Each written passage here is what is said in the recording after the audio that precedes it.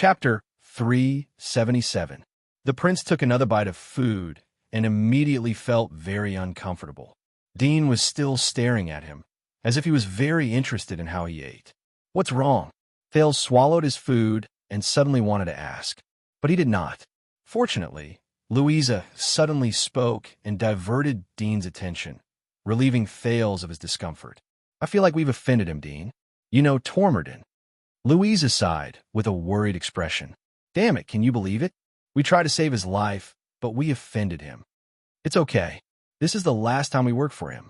Dean sighed and said, "After this trip, we won't take any more business from Tormorden." "The last time?" Quick Rope closed his eyes and exhaled. "Desert God, bless us. I've had enough of that guy. He keeps talking about how he knows so and so. The last time, huh? That's even worse. I can already imagine how he's plotting against us behind our backs," Louisa said sarcastically. "I told you, we shouldn't have come." Mickey looked at Dean quietly. "It's my fault, brother." Dean smiled apologetically at the Baron Bone Man. "We shouldn't have gone north." The bald mercenary's eyes were burning. "Don't worry about Tormorden. I think it's time for us to leave Blade Fang's Dune, even though we didn't plan to stay for long." This sentence made all the mercenaries stop what they were doing and look at Dean in unison. Thales could not help but be curious. This bald mercenary seems to have the charisma to attract attention the moment he opens his mouth. "Leave Blade Fang's Dune? You mean leave our current base?" Old Hammer repeated in surprise. The mercenaries looked at each other, seemingly surprised by this suggestion. Louisa asked cautiously, "Leave? Now, what's your consideration?" Dean shook his head. "First, the Alliance of Freedom wants to go to war, then the Constellations sealed the border at Blade Fang's Dune, and then this happened here. I don't believe these things have nothing to do with each other." The bald mercenary took a sip of water and looked at the camps in the distance with a worried expression. "Whether it's Blade Fang's Dune or the Western Front Line, this land is no longer suitable for mercenaries." Quick Rope raised his hand in confusion. "Wait, why don't I understand? The Alliance of Freedom, sealing the borders. What do these things have to do with being a mercenary?" "Shut up." Old Hammer glared at him sternly. "Listen to Dean and learn from him."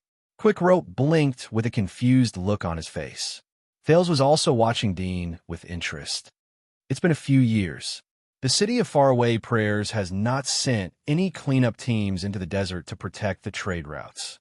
I heard from Raymond, who specializes in doing business in the West, that even the patrolling cavaliers are becoming narrower and narrower," Dean said quietly as he stared at the sand under his feet.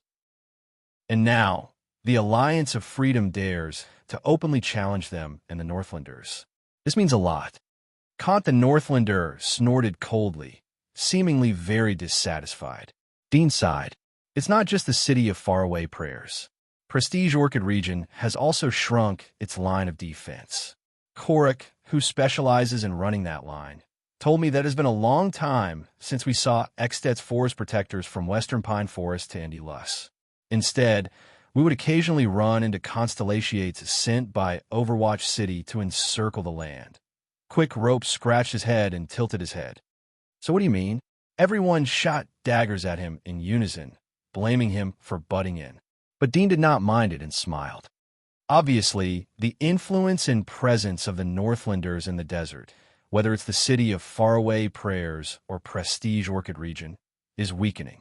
These things clearly show that the Great Dragon intends to retract its claws, and Eksted is declining. When Thales heard this, he could not help but have a thought appear in his mind. "So why?" Quick Rope looked shocked. "Why can't I see it? Politics, right?" This time, the person who took over the conversation was unexpectedly Old Hammer. He shook his head with a disgusted expression. 6 years ago, Eksted elected a new king. Thales' heart sank. The day 6 years ago appeared before his eyes. That head, that crown, that girl. Dean sighed slightly. "Yes, I guess that's the reason and whereabouts of the army at the borders of the city of Faraway Prayers and Prestige Orchid region. Perhaps the new king, who killed his brother and seized the throne, is a much greater threat to the archdukes than the desert border, so they have no time to care about the affairs on the sand." Kant snorted. "Kinslayer." Dean nodded, frowned, and continued to speak. The forces of power in the desert, whether it's the large orc tribe or the barren bone tribe, will definitely notice the Northlanders' retreat and the changes at the northern end of the desert. Without the threat of an organized army, they will try to head north to fill the gap left by Extet and fight for resources and space to survive. The bald mercenary drew lines in the sand. Thales could somewhat tell that it was a map. At the same time, the decline of the kingdom of the Great Dragon will free up the Constellation's hands. The western battlefront may expand, but it may not. But judging from their blockade this time, the possibility of the former is higher. Quick Rope was stunned as he listened. The others were about the same. Most of them were confused. Only Louisa continued to look at Dean seriously. When he saw this, Thales suddenly understood where Dean's position in the team came from. Dean furrowed his brows and said with a cautious expression, "Regardless of whether it's the large tribes moving north or Constellation expanding west, it's not something a small mercenary group like ours can handle. Our business will decrease, our journey will become more difficult, and there will be more accidents. We can't stay at the northern and eastern ends of the desert for at least 5 years." Old Hammer snorted in resignation. "Hey, in the end, we're still not strong enough. If we were an elite group of 100 men like Blood Whistle," but Dean cut him off in an unquestionable manner. "No, then we'd become cannon fodder in the conflicts between tribes or wars between kingdoms. We'd die even faster." Old Hammer smiled awkwardly. "Then, where are we going?" Quick Rope widened his eyes.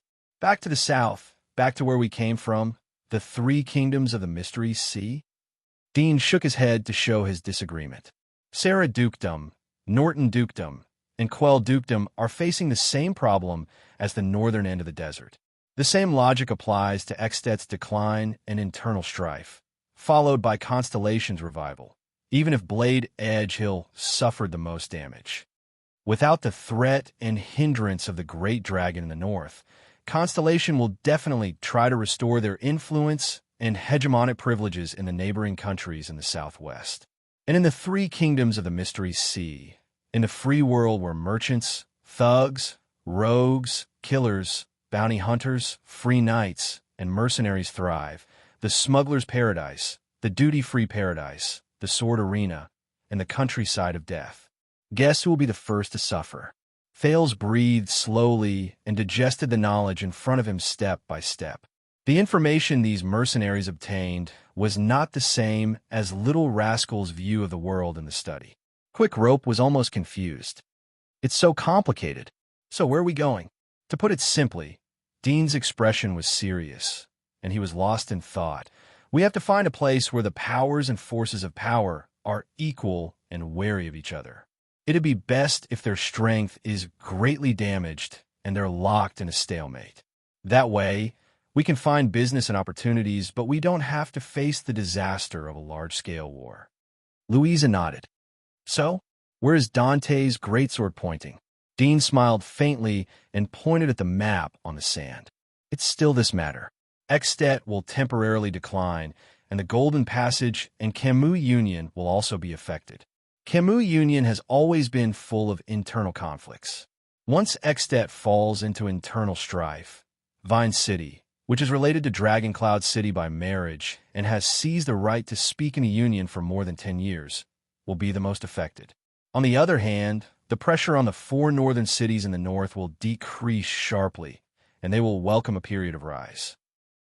The 4 northern cities led by Good Flow City, Valir State is the only coastal community, and even the southeastern states, represented by Sandlast, who have been stable for a long time, will welcome a period of small strife with Vine City, who has lost its strong support. We don't know what the internal strife in Camus Union will be like, but people like us are the most indispensable in the strife between merchants. And the small countries around Camus Union, such as Maplehorn Coast, Coilunk, and Northern Sea Kingdom, will also have a lot of opportunities. Speaking of Good Flow City, Thales remembered the impressive marquis from Dragoncloud City who abided by the spirit of the contract. Dean continued, "Vine City has declined, so Camus Union has lost the motivation and strength to touch the West and the Turundi shared rule. Columbia Kingdom will not let go of this opportunity. They have been looking forward to taking down the Turundi shared rule before Camus Union infiltrates them. But that could be a peaceful political evolution or a bloody war of conquest. If we go there, our future will be uncertain. As for the Golden Passage, I won't talk about the Alliance of Freedom and White Mountain, and I'm not sure about Grand Banquet Hill and Wild Vast Mountain. Lever is sandwiched between Camus Union and Columbia Kingdom, so I can't say for sure. But a mercenary from Steel City told me that Anlenzo Dukedom's Archduke Shida is not in good health. You can imagine that his children will start a tug-of-war over the inheritance rights. The various cities and states around Dragon Kiss Land may be reshuffled due to the turmoil in their suzerain's country. But Camus Union is busy with internal strife. Constellation wants to retake the three kingdoms of the Mystery Sea and Columbia Kingdom. I'm guessing that checkpoints, Lee Keen, and even small-scale bandits and rebellions will appear. The merchants won't like it, but that's an opportunity for mercenaries. Dean raised his head, but to his dismay, he found that most of the people were staring at him with puzzled expressions. Even Louisa was frowning. But Thale's clear gaze made the bald man slightly startled. Dean cleared his throat, returned to the present, and pointed at the ground. So, Camus Union or Dragon Kiss Land, let's choose one. The air became quiet. Although I don't understand what you're saying, it sounds very impressive. Quick Rope's face was full of admiration. He spoke in a crude language that no one knew whether it was slang from the sea or the desert. Are all mercenaries so awesome nowadays? Thales also stared at Dean seriously. Forget about everything else, just based on this knowledge alone. No wonder. Dante's greatsword. No wonder they can confidently venture deep into the desert. No wonder they can gather this group of strange warriors who each have their own strengths. Louisa snickered. I don't know about the others. The female captain stared at the bald mercenary with an indescribable gaze. But Dean, yes, he's just that awesome. Dean coughed again, as if he was a little embarrassed. We're mercenaries, Quick Rope. If we want to survive, we don't just rely on strength or luck. He laughed, and it was inevitable that he felt a little awkward. We also need to be cautious and shrewd when it comes to judging the situation, meticulous observation of information, and a reputation for being well-connected. Thales listened quietly. The life of a mercenary. I see. At this moment, Mickey suddenly moved. He quickly stretched out his hand and scooped up a large handful of sand from the ground. Thales and the group of mercenaries were shocked. The sand fell from the Baron Bone Man's fingers. F***CK. This was the first time Mickey cursed. He looked at the thing in his hand, clenched his teeth, and looked ferocious. When the sand fell off, Thales saw clearly that it was a small lizard in Mickey's hand, and it was still struggling. Yes, a lizard. Wait a minute. Thales realized that he recognized this species. He could not say that he knew this species of lizard. It should be that he ate this species of lizard a few days ago. Under the firelight, the lizard was blood red in color and covered in white stripes. There were also sharp, soft thorns on its skin. It waved its limbs and tail in pain in Mickey's hand. Beautiful Mickey. Old Hammer laughed happily. Even a cat catching a mouse isn't this. But his voice came to an abrupt halt. No. At that moment, when she saw the lizard clearly, Louise's face showed disbelief and fear. My God, this is... Thales looked at Old Hammer in confusion, then at the other mercenaries. He found that most of them had solemn expressions, except for Quick Rope, who had just joined the profession. Don't panic. Dean's voice made everyone calm down. At least we're all here. The prince's gaze returned to the pitiful red lizard. Thales was full of questions. Isn't this just a lizard? Even though its color is a little rare. Is there a problem with it? It can't be poisonous, right? Thales quietly touched his stomach. Wait, there shouldn't be any poison that will only take effect after a few days, right? It can't be, right? Wait. Quick Rope's expression froze, and he pointed at the lizard. I think I heard Tampa mention this before. Red skin and white stripes. That's... His face was pale. Yes, Mickey said coldly. Bloody thorn lizard. An ominous sign. When he said this, everyone's expressions became even more unpleasant. Bloody thorn lizard? Thales thought of something. He seemed to have heard the name of this animal somewhere before. Where exactly? But he could not remember it at that moment, so he asked directly, Ominous? Why? This was Thales, who was confused. Old Hammer sighed and shrugged. He looked at the hazy moonlight in the sky. This lizard is a specialty of the desert. Once there isn't enough food, they will call out to each other at night and gradually gather together. He did not continue speaking. His face was full of worry. Thales asked tentatively, Will they work together to hunt? No. Mickey shook his head. There was a fierce look in his eyes. He slowly enunciated each word clearly in his barren desert accent. Thales only got used to the difficult common language after listening to it for a few days. They will start to hunt each other and prey on their own kind. Thales was stunned. The barren bone man said coldly, Only the last surviving bloody thorn lizard can fill its stomach with its companions' corpses and get through this difficult time where food is hard to find. Thales widened his eyes and looked carefully at the struggling, bloody thorn lizard. This is Louise's side, devouring its own kind to survive. Out of all the living things in the world, what kind of creature could do such a terrible thing? Thales was stunned. Unfortunately, Dean sighed and said, I only know one, and they're living under the skin that is no different from you and me. That's why the bloody spike lizard is one of the most ominous creatures in the desert. The desert god created it to warn us about what we should do in the desert. The desert god will not bring disaster to us, but the mortals will bring it upon themselves. If they eat their own kind, they will be punished by heaven. Mickey frowned and said firmly, It means the most terrifying and sinister thing in the desert. It's even worse than the crow that represents misfortune. Those who see it may have bad luck, and those who eat it will have a rough life. Thales stared at the lizard in a daze. Those who eat it, no way. This is superstition, right? Wait a minute. It must be superstition, right? Some unreliable metaphysics or something. It must be asterisk crack, asterisk in the next second. Mickey mercilessly exerted force in his hand and ended the ominous creature's life. Thales, who was immersed in his panic, was shocked again.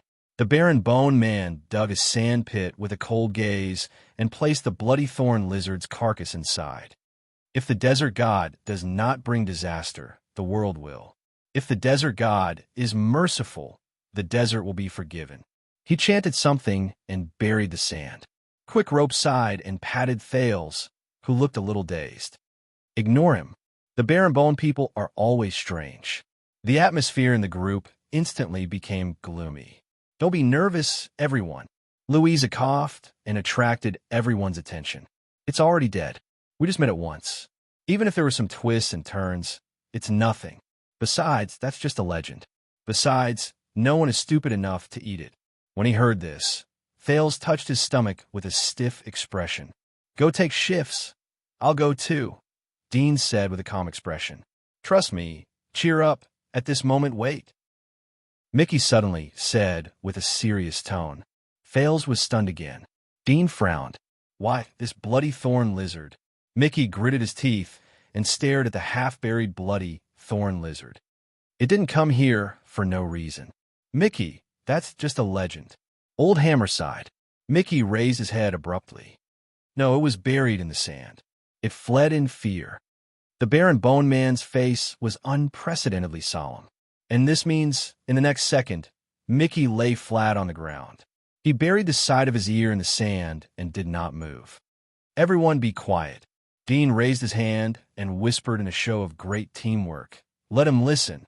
In an instant, everyone in the camp quieted down. Even Quick Rope covered his mouth in fear. Only the noises from the other camps could be heard in the distance, like a hazy background noise. What's wrong? Thales stared at them in a daze. But even though he had never been a mercenary before, he understood their actions in a short while. A few seconds later, Mickey jumped up. The barren bone man reached for his dual blades. His tone was urgent, and his expression was ferocious. Someone is approaching from all directions, and their footsteps are very heavy. Before he finished speaking, Dean's expression changed. He grabbed the battle axe beside him and shouted at the sky, Be on guard. His roar was very loud, and it was especially loud in the night sky of the desert. The entire merchant group fell into silence at night. In the next second, the merchant group's camp was in chaos. It was noisy, bustling, and all sorts of sounds could be heard. But on this side, before Thales could react, Dante's great swords jumped up from the ground. Even Quick Rope did not fall into a disadvantageous position. They pounced on their weapons. Kant drew his two-handed sword in a domineering manner. Mickey drew his dual blades. Old Hammer untied the sackcloth wrapped around his hammer. Schubert raised his hammer and large shield. Quick Rope drew a machete with a handguard, and Louisa threw down her quiver and drew her long sword from her waist. With their backs to the bonfire, they spread out in a united formation. Thales stood up, pulled the crossbow of time in a flurry, and began to load the arrows. "What's going on?" "Enemy," Dean asked calmly as he stared at the sand dunes behind him and the terrain in the distance with his axe in hand. "I'm not sure." Mickey shook his head. His tone was hurried, and he was still panting. "I can't see the sand clearly at night, and the transmission of sound through it is very bad." So they took advantage of the fact that they were about to surround us, and our sentries confirmed the steeds first. Louisa's expression was contorted. She gritted her teeth and drew the sword from her waist. She shouted hoarsely, "Send a signal to inform Breeze and the others," but she did not manage to finish her sentence. Thales felt a chill in his heart. In the darkness, a shrill sound suddenly rose. Asterisk Schick. Asterisk Kant the Northlander fell backwards, as if he had been struck by a heavy hammer. "Aya!" he roared and stabbed his great sword into the sand. He steadied himself and trembled slightly. The sharp-eyed Thales saw a long arrow with a sharp tail appear on the Northlander's shoulder. "Enemy attack!" Dean roared and swung his axe to block an arrow. Asterisk bang! Clang! Asterisk in a few seconds, the mercenaries either dodged or blocked the arrows. Amidst the sounds of sand rubbing against each other and the sounds of metal clashing against each other, they blocked the first wave of arrows.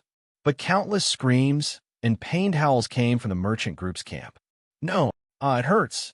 Thales listened to the familiar voice in his ears in shock and anger. He felt as if he had returned to the battlefield he hated the most. In the next second, Old Hammer steadily flung his Gretamer away. With great force, it collided head-on with a weapon that came attacking from the darkness. Asterisk thud. Asterisk as the deafening sound tormented Thales' eardrums. He saw to his surprise that the strong Old Hammer swayed and took 3 steps back. He knelt down on one knee and panted in pain. Enemies. Countless enemies. As if they had agreed on this beforehand, they suddenly appeared from the endless darkness. Schubert's shield went up in time to block the enemy's next attack. "Come!" Schubert roared in anger and intended to call for his companions. "Let's get rid of this first." But he soon realized that his plan would not come true. Almost at the same time, all the mercenaries ran into the enemy.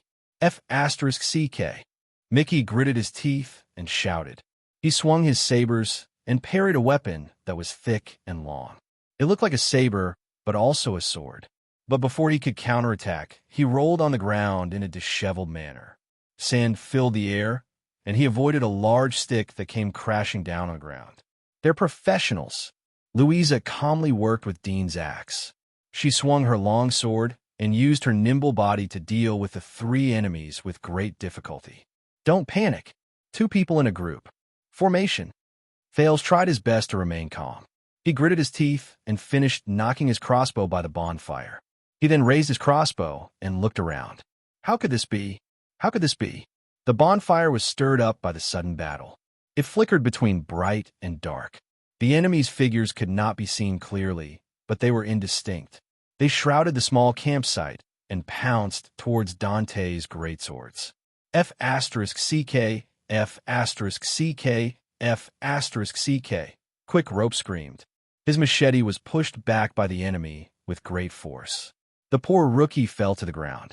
Fortunately, Kant boldly pulled out his long arrow and replaced his position. He swung his greatsword to force back an enemy who wanted to seize the opportunity to attack. Thales instantly used Hell's senses. "Oh my God!"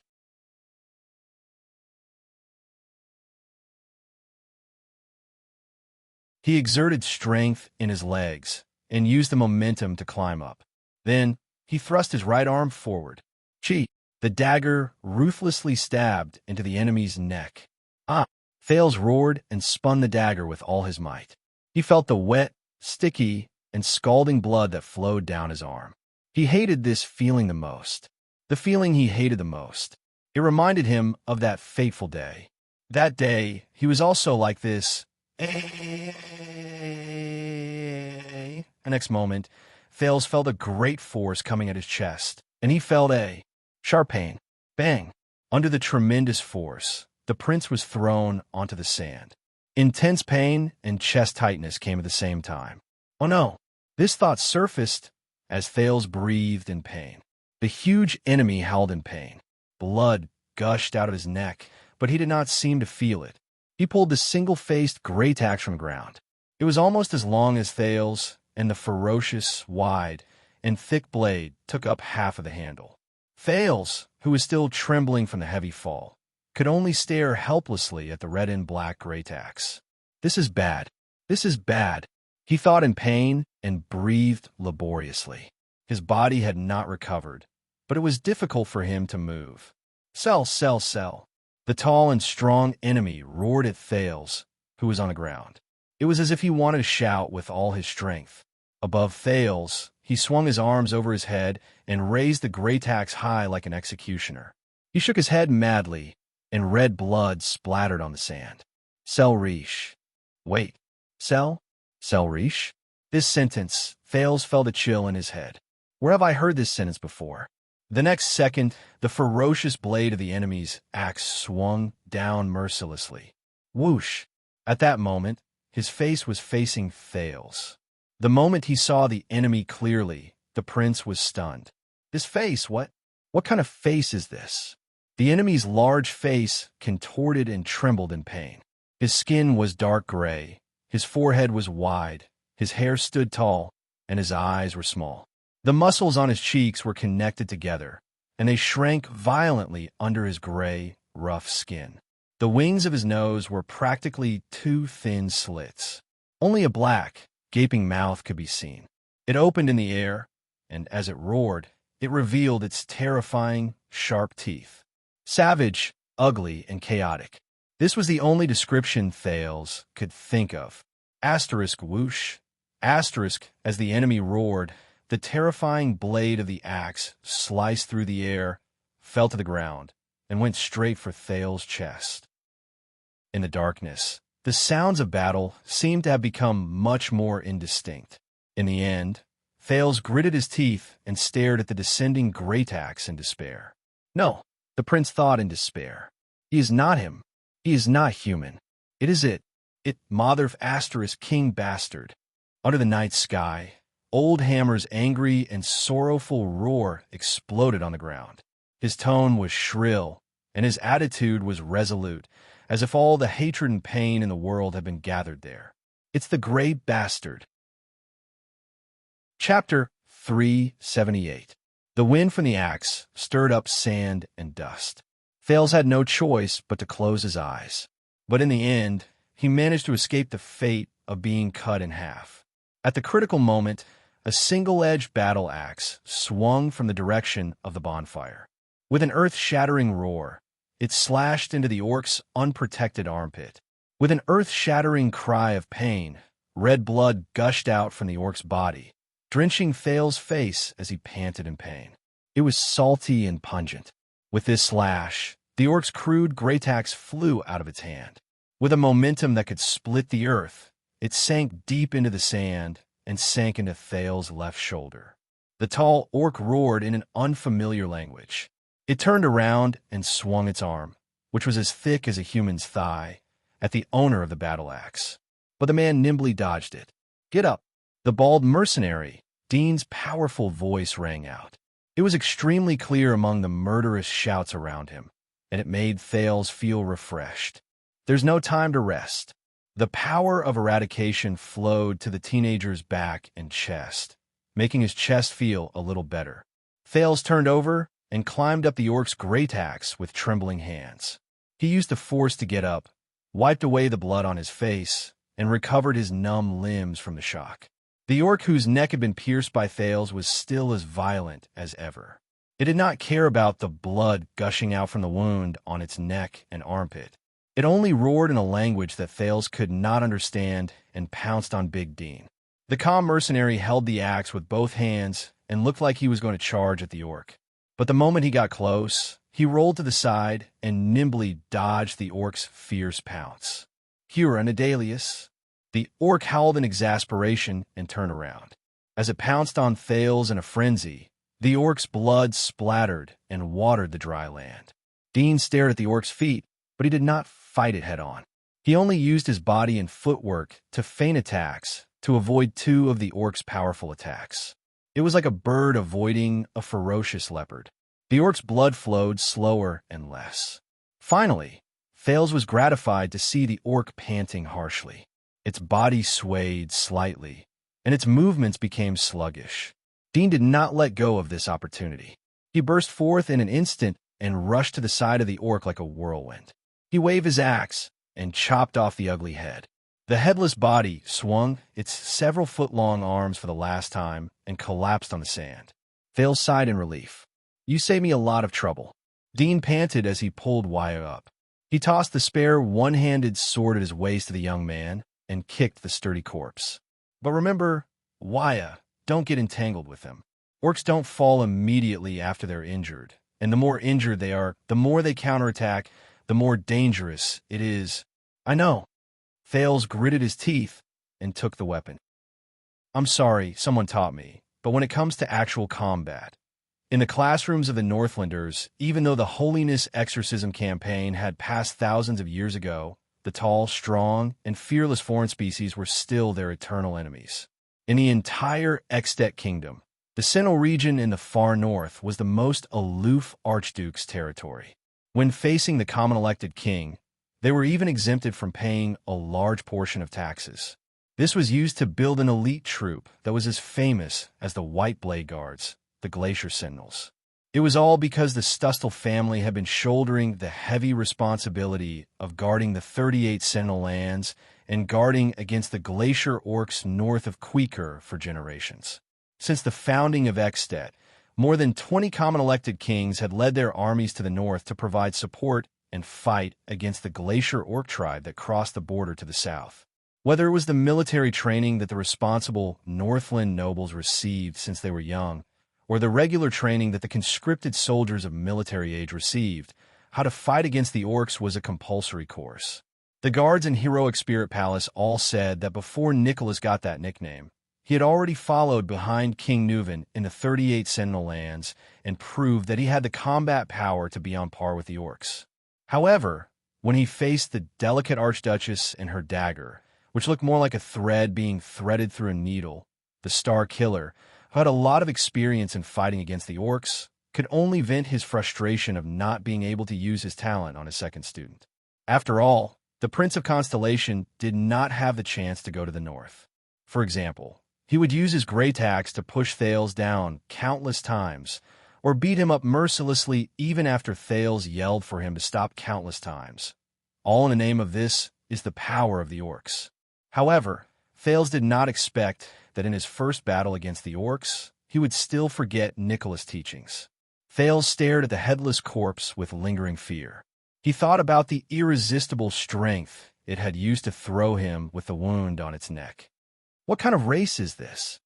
Compared to their terrifying, distant relatives who were entrenched in the north, the orcs who wandered into the Great Desert after the Battle of Eradication might be slightly different, but they were still similar in many aspects, such as their huge bodies, astonishing recovery abilities, resistance to pain and heat, terrifying explosive power, and their infamous near-death counterattacks among the humans.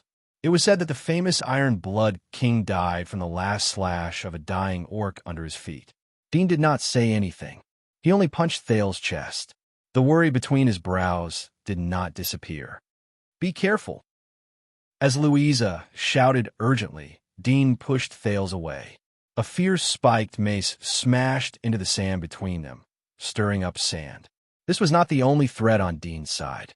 He turned around and parried another orc's irregular machete. using the momentum to dodge. Thales steadied himself and saw the owner of the spiked mace clearly under the moonlight. It was an orc with blue paint on its face. There was a hideous scar over its left eye, and the hair on its head was tied into a short braid. It wore more armor than the previous orc, and it was slightly bigger.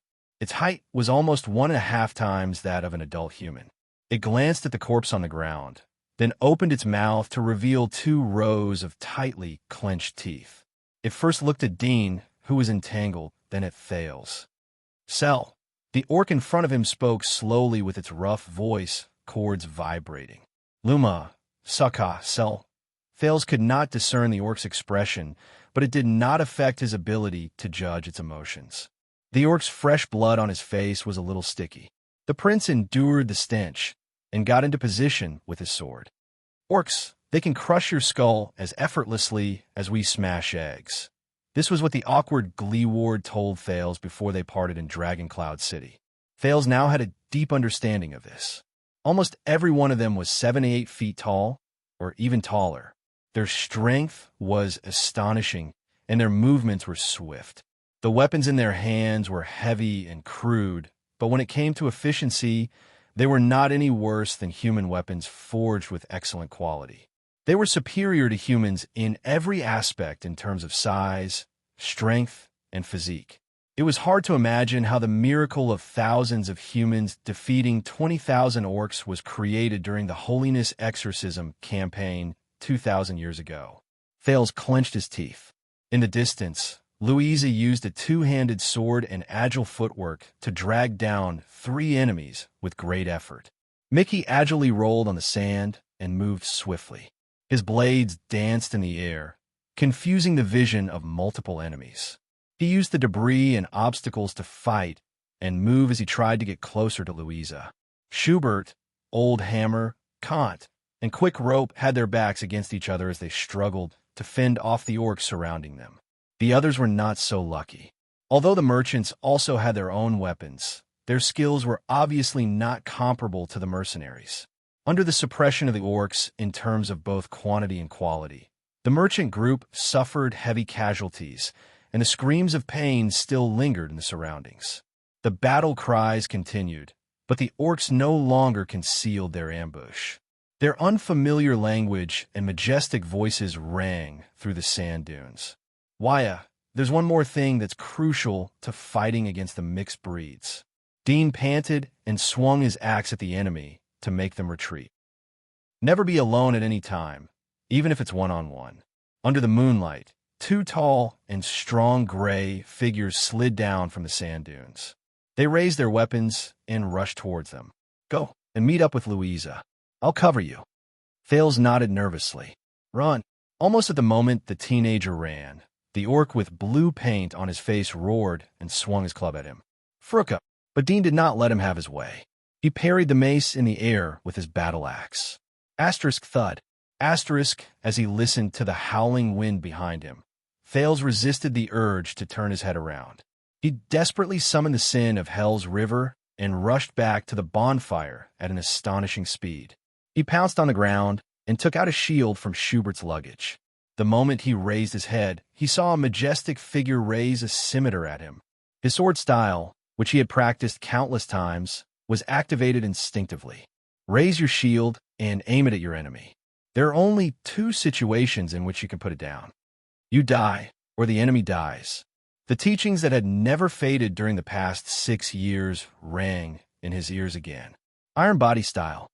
The scimitar struck the shield violently. Asterisk clang. Asterisk, a terrifying bang and impact rose, and a terrifying force surged towards him. At that moment, Thales had the misconception that this attack was almost enough to break the city wall. His feet slid backwards continuously in the sand, and the shield in front of his arm trembled violently. But Thales stood still. Based on his habit, from the moment he raised his shield, his center of gravity was ready to receive the attack, and his feet were ready to deflect the force. This habit in the Northland Army sword style had always been looked down upon by many people. From Nicholas to Waya, they all thought that Thales' defense was too rigid, too conservative, and lacked agility and speed. There was no room for him to counterattack. But the moment he was about to receive this slash, Thales suddenly understood. In a fight against the orcs, there was no chance for him to be agility and speed. Compared to human opponents, the terrifying strength of the orcs concealed too many things.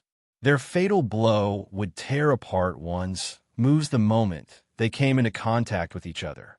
It would distort one's movements, and it would render all your flashy and imaginative follow-up reactions worthless. If one lost their composure in the first round when there was a great disparity in strength, Selka, the orc roared and moved. Thales subconsciously swung his arm and changed into a counterattack. He turned around to deflect the force of the impact and moved to the side of the orc. This was another characteristic of the sword style that had been criticized a lot. Are you in heat? Who are you twisting your butt for? That big stallion? Or the Archduchess next to him?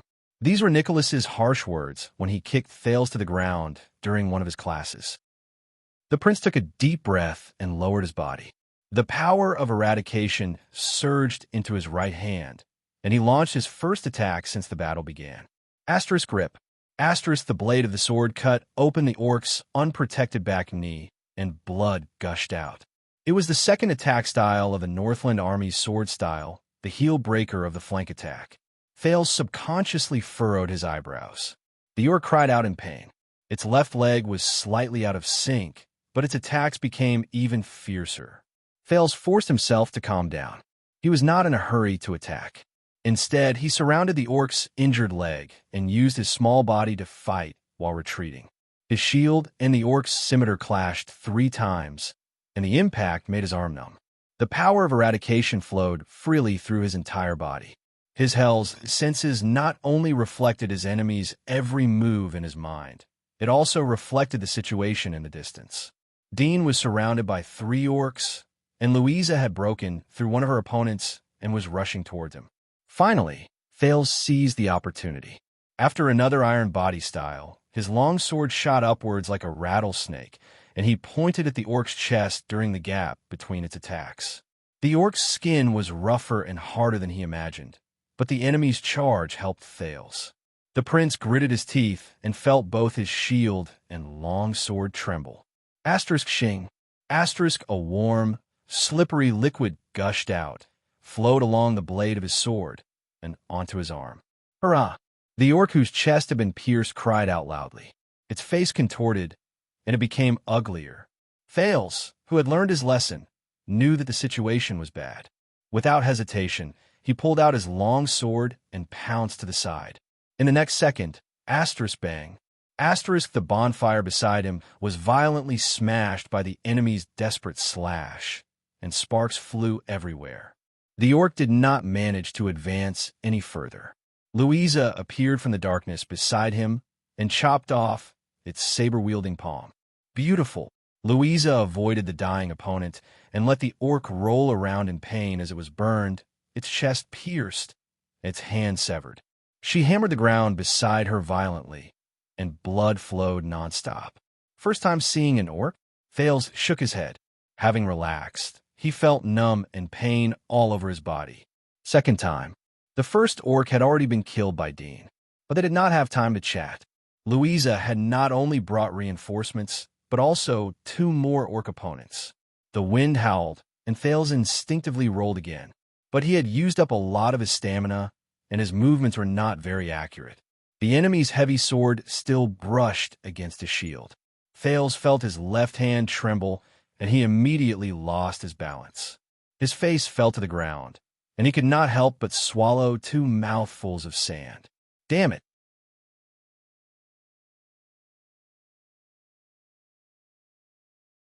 The orc who knocked Hakken down had a familiar blue paint on his face. He lifted the dizzy Hakken and glared at Thales fiercely.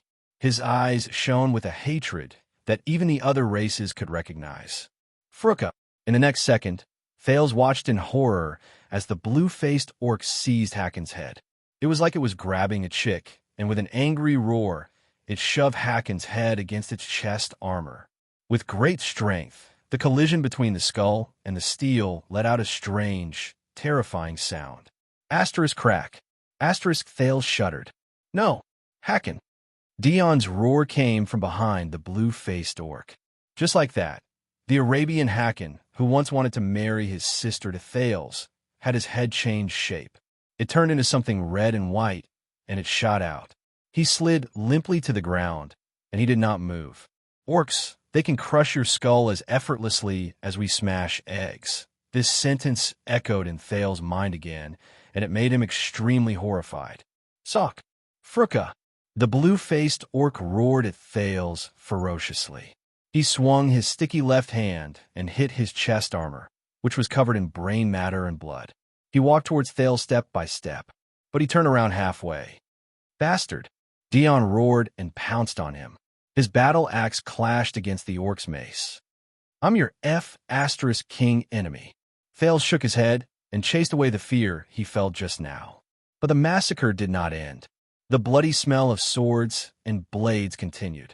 The orcs' battle cries did not weaken, but the merchant group's screams and cries of surprise had become fewer and fewer. Behind you, as he roared, the Northlander Kant, who was covered in wounds, pounced on Dion. He knocked him away and helped the bald man block an axe strike from behind. Under the pursuit of several orcs, Old Hammer and Quick Rope rushed over while panting. They broke through the encirclement and met up with them. They took the place of Thales and Louisa, who were gradually losing their strength. How are the merchant group and the others? Louisa, who had been surrounded, finally had a rare chance to catch her breath. How are they? Schubert is gone. Old Hammer turned around and dodged a heavy blow. He gave a simple report of his comrade's death. Quick Rope's voice trembled as he took over Old Hammer's words. He brought up the rear for us. Louisa stomped her feet in pain. There was no time to mourn for her comrade. There are no more merchant groups. Mickey, who was in a disheveled state, ran towards them from behind and said anxiously, I'll go look for horses. If we don't break out of the encirclement, we'll all die here. Old Hammer swung his weapon without any regard for his life, temporarily forcing 4 enemies in one direction to take a few steps back. Damn it! Louisa panted in pain. Dean! During the battle, Dean's voice became a little distorted, but he seemed to be persisting in thinking. Archers, armor, weapons, and fierce beasts. They launched a sudden ambush at the same time, and they had organized tactics and arrangements. And with this scale, these gray mixed breeds, the bald mercenary gritted his teeth and shouted, They are not exiles. They are tribal warriors, regular warriors of a large tribe in the desert. Thales was slightly stunned. A large tribe? An orc's tribe? At that moment, a strange sound traveled into their ears. Asterisk screech. Asterisk careful. Dean shouted angrily. With a feint, he moved past the enraged, blue-faced orc and shouted at Kant. Lizard soldier. Thales felt his skin crawl. A huge, non-human figure with 4 limbs on the ground twisted its body and let out a strange cry. It charged swiftly towards them from the sand. In the next second, a huge, grayish-yellow lizard the size of a human jumped in front of Kant. The scales on its body could be seen clearly. It crashed into the mercenary's formation and bit Kant's arm. It dragged him and spun him around, causing the Northlander to cry out in pain. Thales gritted his teeth and went forward. He stabbed the monster with his sword, but it was sliced open by its scales. Kant endured the pain and swung his left arm in an attempt to shake off the lizard soldier's bite. This was his final effort. Another orc seized the chance. Its heavy straight blade drew a piercing whistle in the air and split open Kant's right chest. The Northlander's right armpit was clearly chipped by the crude weapon. Asterisk splat, asterisk blood gushed out and died. Thales, who was beside Kant, read. Aya! Old Hammer swung his sledgehammer in grief and indignation to repel the owner of the straight blade. No! Dean roared shrilly. He kicked the bonfire, and the burning firewood fell on the lizard soldier's body. Quick Rope screamed. He grabbed all the firewood on the ground and threw it at the monster in the desert. The lizard soldier finally could not endure the flames. It let go of Kant's arm and retreated into the darkness. But Kant, who had half his body cut in half, only had the strength to tremble. He fell limply on the ground and soon stopped moving. Louise's face was covered in tears. She grabbed her long sword and pounced on the enemy again. The lizard soldier's charge was disastrous. Dante's great swords were thrown into disarray. Quite a number of orcs took the opportunity to attack. Without support from the flanks, everyone instantly fell into a predicament where they had to fight one against many. Thales found himself facing 2 orcs at the same time. In the face of their great strength, he was almost in a desperate situation. The sin of Hell's River never stopped, and with the Northland military sword styles, timely dodging, and unloading of force, he was barely able to withstand the chilling power. The situation of the battle took a turn for the worse. The prince blocked left and right under the threat of the axe and greatsword. His shield groaned, as if it was about to shatter at the next moment. Asterisk thud. Asterisk a loud sound rose. Quick rope flew a few meters away and fell on the ground, unconscious. This is bad. Thales bit his chapped lips. The hope in his heart was fading away bit by bit. The sounds of fighting became softer. The merchant group had fallen completely silent. The only people who were still fighting in Dante's greatsword were Dean, Louisa, and Old Hammer. Mickey, who went to look for his horse, had long since disappeared into the crowd of enemies. Hold on. Louisa's voice traveled through the encirclement and traveled into his ears. It sounded very bad, but she was still trying her best to motivate them. Believe in Mickey. He's a barren-bone man, the beloved of the desert. Hold on. Believe? Thales took a step back and avoided a fatal sword slash in a disheveled manner. Believe in what? He breathed in pain. The sword and shield in his hands trembled because of the many clashes. Through Hell's senses, the teenager could sense that there were more and more orcs around him. Most of them had their weapons raised and were quietly waiting at the periphery. Perhaps they would rush forward to replace their companions when there was an empty spot, or perhaps they were waiting for their victory out of arrogance.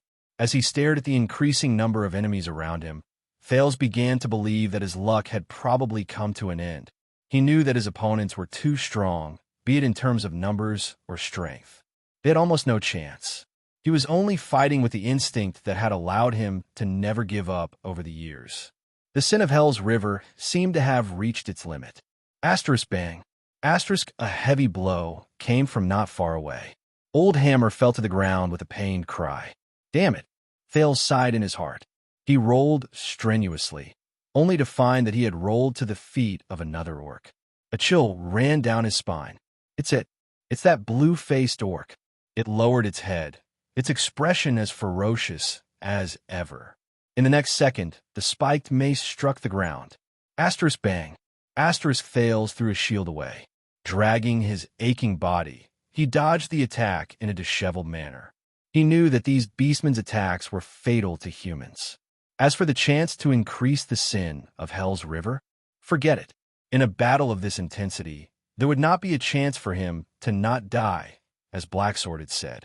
There was also no chance for him to bleed and activate his mystic energy. Once he was hit, he would immediately know whether the ferryman of Hell's River was a legend. Thales struggled to get up, but before he could steady himself, a machete struck his sword. Asterisk clang. Asterisk under the great force and his unstable movements. He could not withstand the blow. The long sword slipped out of his hand, and he fell again. The weapon fell on the sand with a dull thud. It's over. Thales trembled. He felt a sharp pain in his arm. Compared to Gines, Wuxia, and even Nicholas and Monty, who I've fought against before, this level of battle, he turned over with great difficulty and saw the blue-faced orc in armor approaching him. It bared its ferocious teeth at the prince and slowly raised its spiked mace. Fruka, the orc said coldly. Damn it. Thales' consciousness was a little muddled. Fruka, what does it mean? Did I learn it in Dragoncloud's cities classes? Dean and Louisa's angry shouts still rang in his ears. Thales panted laboriously. He touched his surroundings, wanting to find anything that could cut through the blood. But he failed. In the next second, the spiked mace fell. Thales closed his eyes. Little rascal. Remember, learn the orc language well. Otherwise, I won't even know why I died. At this moment, Astor's thud, Asterisk, there was the sound of steel colliding. Sand and dust flew everywhere. Thales broke out in a cold sweat. He opened his eyes abruptly. The enemy's weapon missed its mark and hit the side of his head. Thales' heart had not calmed down yet. He stared at the scene before him in a daze. An extremely thick and sharp iron fork was stuck in the gap of the spiked mace, causing its trajectory to deviate. The iron fork was connected to an even thicker wrist without a palm. It looked as if it had been melted into the bone. The blue-faced orc seemed to be very displeased that its slaughter was stopped. It turned to the owner of the iron fork and the owner of the arm that had been cut off. "Nasser!" The orc roared madly. Even the blue paint on its face wrinkled. It was agitated. It pointed at Thales on the ground with its left hand. "Selfruka!" But the owner of the iron fork only shook its head slowly. Its right arm, which was connected to the iron fork, still held the spiked mace. It did not relax at all. An unfamiliar word came out of its deep voice. "Soriano." Thales watched them negotiate with a dumbfounded expression. "Soriano," the owner of the arm with the iron fork repeated flatly. "Soriano, Satusal." The blue-faced orc seemed to be very angry. Its breathing became rougher, and its gray skin trembled slightly. But the owner of the iron fork arm seemed to be very different. A few seconds later, the blue-faced orc roared and reluctantly put away its weapon. It glared at Thales fiercely, and its tiny eyes were filled with hatred. Thales lay stiffly on the ground. He felt that he was about to lose control of his overused body. The blue-faced orc raised its head and roared at its surroundings. "Knacker! Kandarl!" In the next moment, as if they had received an order, all the orcs, regardless of whether they were fighting or not, put down their weapons and took a step back. Even a fierce beast like the lizard soldier was bound tightly by two orcs with ropes and suppressed. The orcs spread out and revealed Louisa, who was panting while leaning on her sword, and Dean, who was supported by her arm. The owner of the iron fork was also revealed.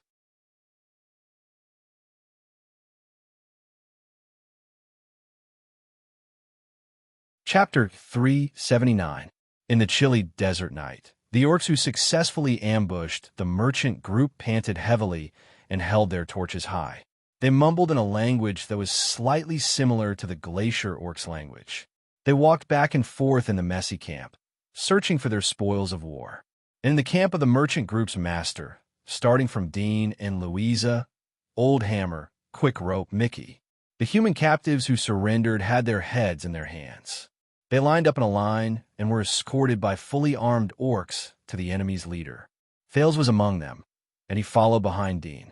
Perhaps it was because of his age and size, but Thales was not escorted by an orc in a rude manner like the others. Even so, when he walked past the ferocious-looking foreign species on the sand, the gazes and weapons of the enemies on both sides still made him feel a chill down his spine. The murderous aura and appearances of the orcs made him feel rather uneasy. Almost every warrior had a lot of new and old wounds on their bodies.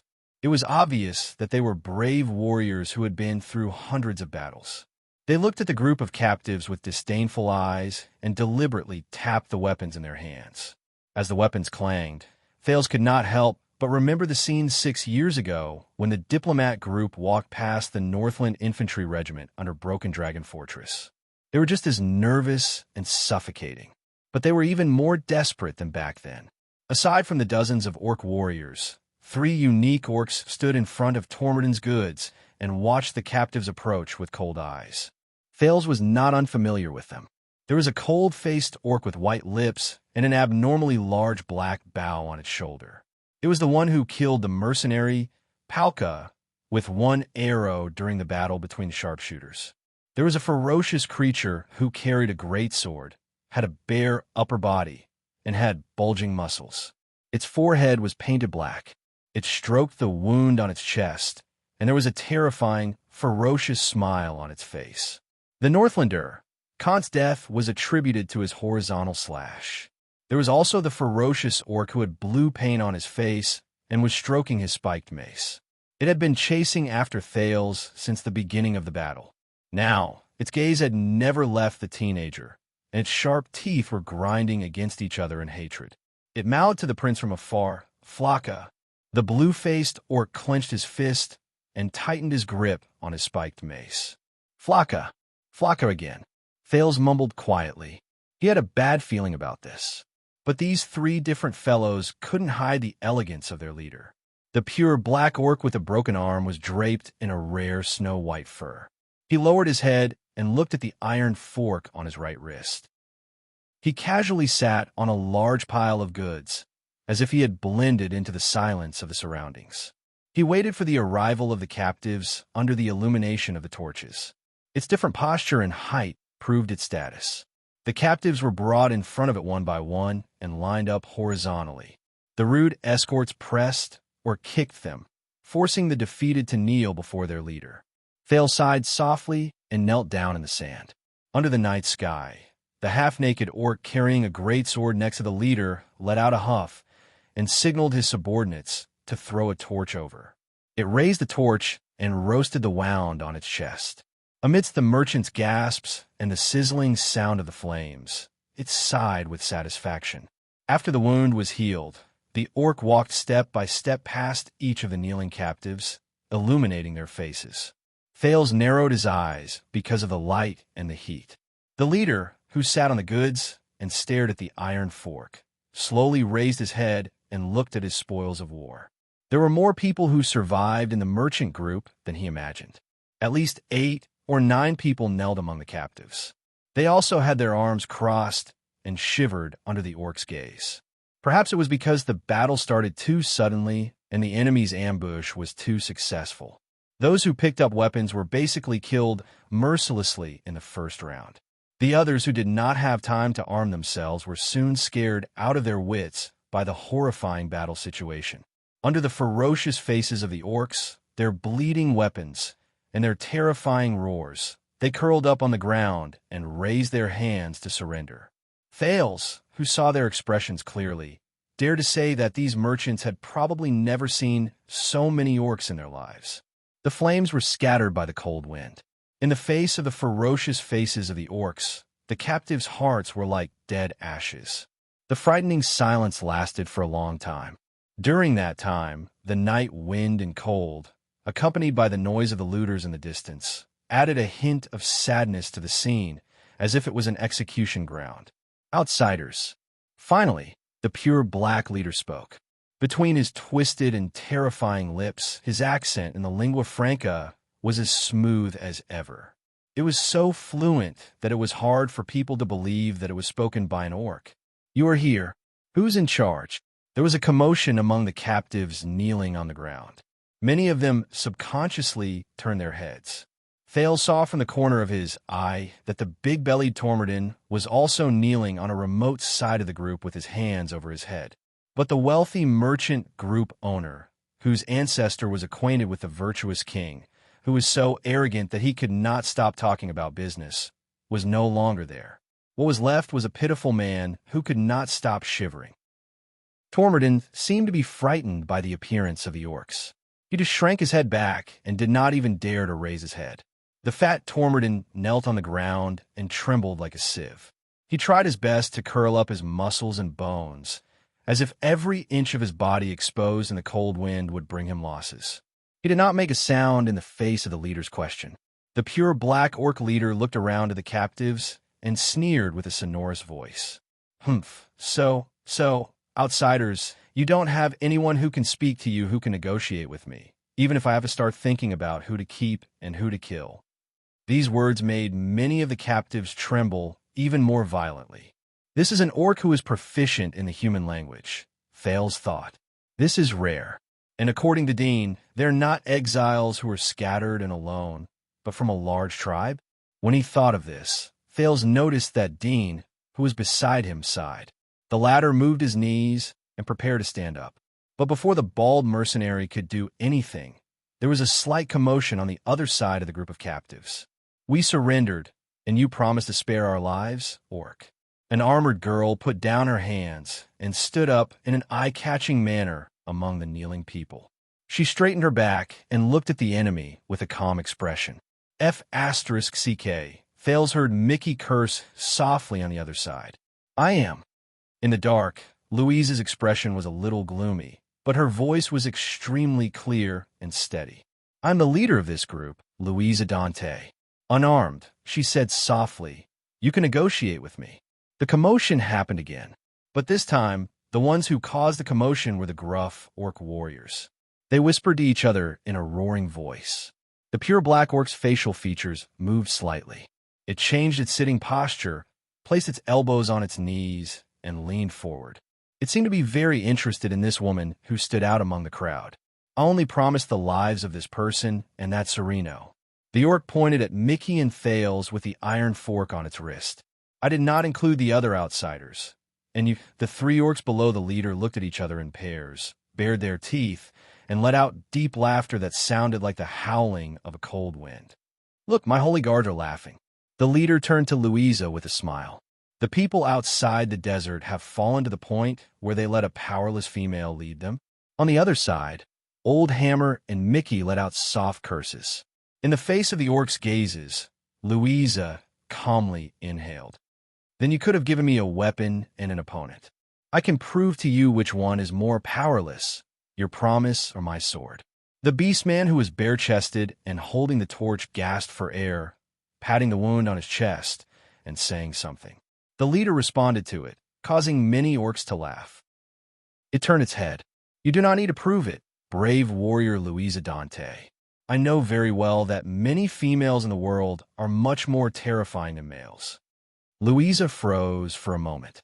"And according to my loyal holy guard, Lucana the Unstoppable, the pure black orc said slowly, he acknowledges your strength. That strike you gave him was so painful that it pierced into his bones." Louisa glanced at the greatsword-wielding orc and noticed that it was baring its sharp teeth at her. The leader continued to speak with great interest. "He also said that if you were an orc, then he would take you home right now and treat you as his most cherished wife.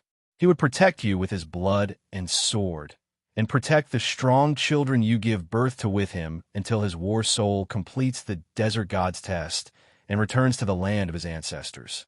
Mickey cursed under his breath, but Louisa only sneered. "But I am a human." The leader nodded. "But you are a human. You cannot become one of us."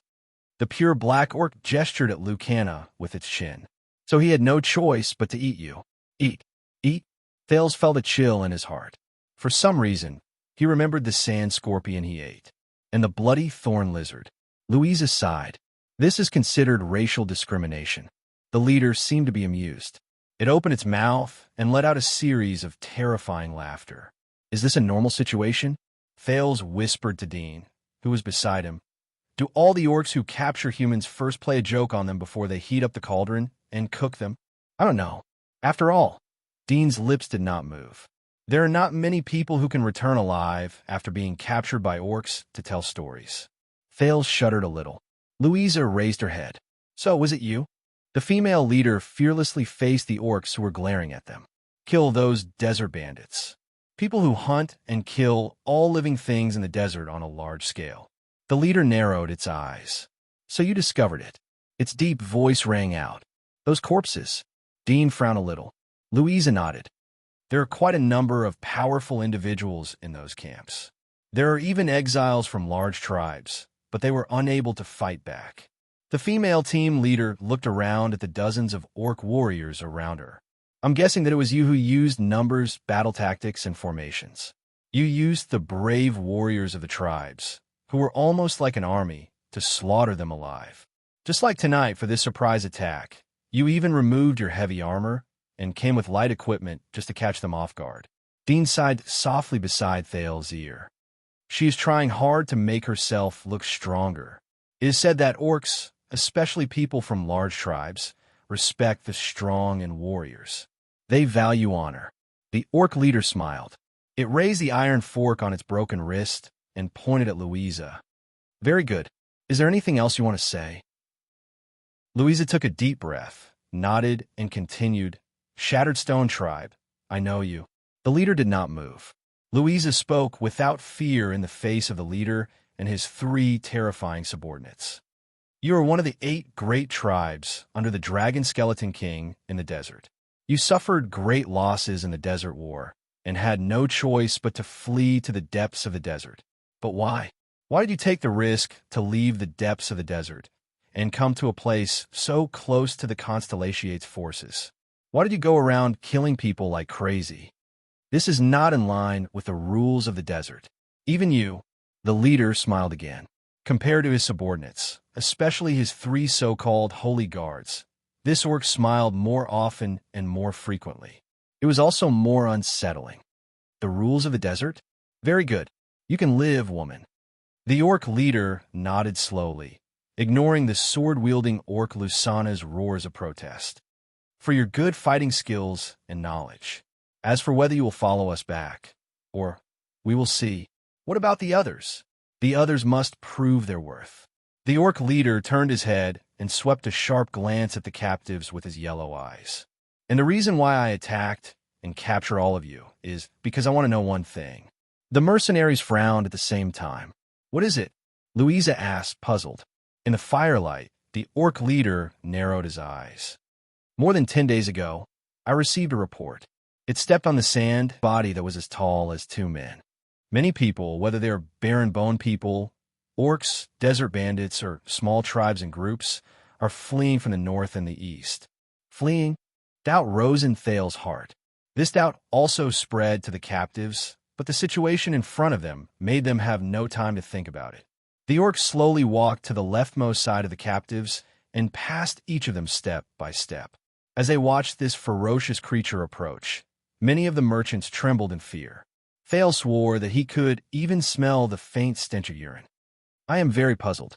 What made these scumbags dare to ignore the majesty of the dragon's skeleton throne, forget the terror of the desert god's altar, and flee into the depths of the desert, into the orcs and barren bone people's territories, into the private plots of the 8 great tribes and the 5 great tribes, and into the dangerous forbidden zone that everyone in the desert knows about.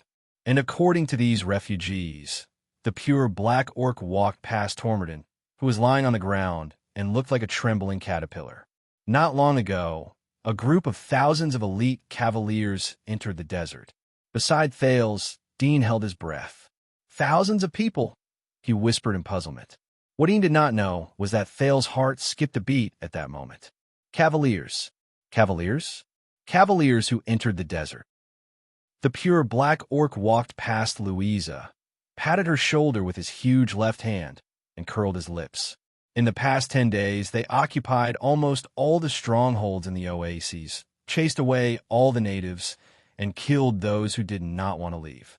The mercenaries kneeling on the ground looked surprised and looked around. It's them? It's not you? Louisa cried out in surprise. The ones who carried out the purge and hunt in the desert are that group of cavaliers. That group of cavaliers. Thales stared at the sand in front of him. His expression was stiff. The orc turned around. Just like you, we also encountered countless corpses and camps along the way. There were only more of them than what you found. The orc walked past Old Hammer and Quick Rope, and his voice became colder. That's not all. They were merciless and did not care about the cost. They slaughtered all the bipedal creatures they saw on the way, regardless of whether they were desert bandits, exiles, barren bone people, orcs, or ordinary smuggling merchant groups. They cleared the entire northern periphery of the desert. They almost turned a small part of the desert into a no-man's land. Slaughtered. Thales felt cold sweat slide down his back. This is not the end.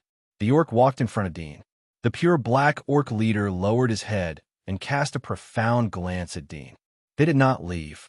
Instead, they maintained the defense line, which they paid a heavy price for.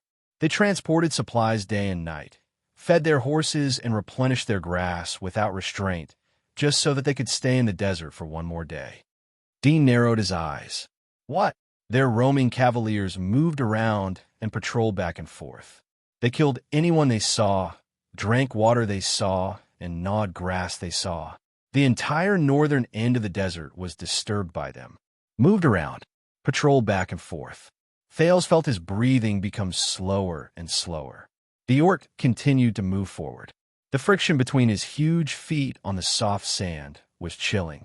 We hunt, graze, and use them as food to fill our stomachs.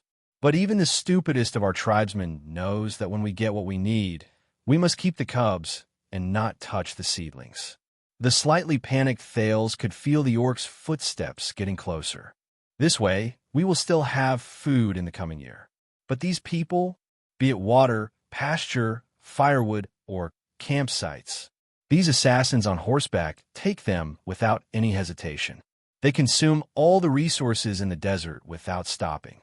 They neither fight nor occupy the place. They waste a disproportionate amount of money, food, and manpower just to clear this desolate wasteland, leaving behind a barren land where not even a single blade of grass grows. Even the caravans cannot stay in the campsites that have been cleared.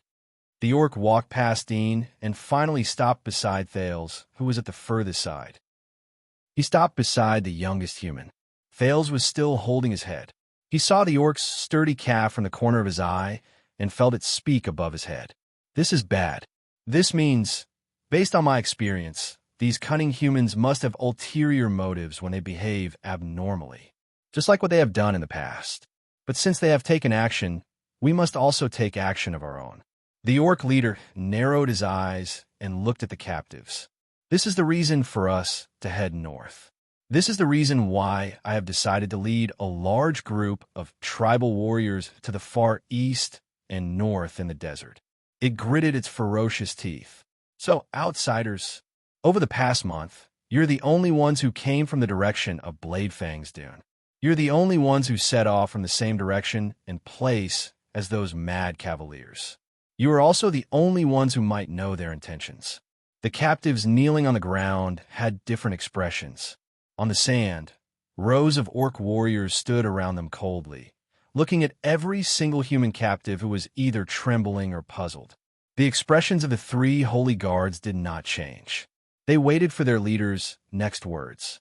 Finally, the pure black orc slowly extended its hand and raised the iron fork on its wrist. Its tone was cold, and you will tell me why. It spat out a name that made everyone frown. Constellation.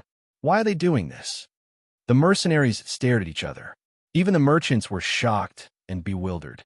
Why do they send so many troops deep into the desert? Why do they have to lift every layer of sand here? Why do they not hesitate to spend money, food, and human lives? Under the assault of the chill, Thales felt a chill on his neck while he was still in shock.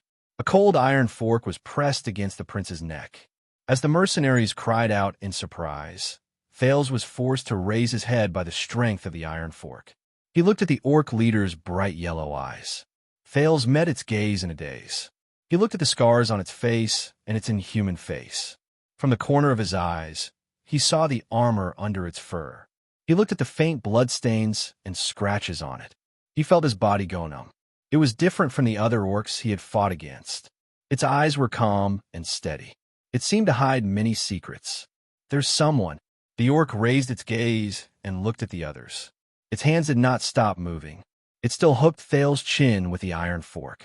Can you tell me? There was no response. There was only the howling of the cold wind in the sand and the crackling of the flames. But at that moment, only Thales knew the truth that this pure black orc tried so hard to obtain. The secret that caused the desert to be in turmoil. It was trembling slightly under its iron fork. What should I do? Thales thought desperately. At that moment, that's enough. There is no need for the famous Kandar Nushin in the desert to make things difficult for a human, Sereno. It was a gentle and mature male voice. Just like the day he saved Thales. The moment he finished speaking, the orcs began to discuss among themselves. They seemed to be in a slight commotion because of a certain name. Thales, who was so nervous that he was almost suffocating, felt his neck tremble slightly. Finally, his neck relaxed. The iron fork left his artery. Thales sighed in relief and started to breathe again. He anxiously thought about what he should do about the predicament in front of him. The pure black orc turned around. Its gaze made all the orcs quiet down. Who is it? It slowly walked to Thales' side and the speaker's side. It stared at the bald human. The person who spoke to me. Who is it? The speaker raised his head, put down his arms, stood up, and looked up at the orc. I am Dean. I can be considered Louise's assistant. In the next second, The orc's iron fork was pressed against Dean's neck. Louisa gasped softly, but the bald mercenary did not move. He just let the orc size him up. The orc leader lowered his head and stared at him for a long time. Human, you left a deep impression on me during the battle just now. You have skill and intelligence. The orc leader narrowed his eyes. You know who I am? The captive nodded with an indifferent expression. I know. I recognize your arms. I recognize the color of your skin. Dean stared at the orc without blinking.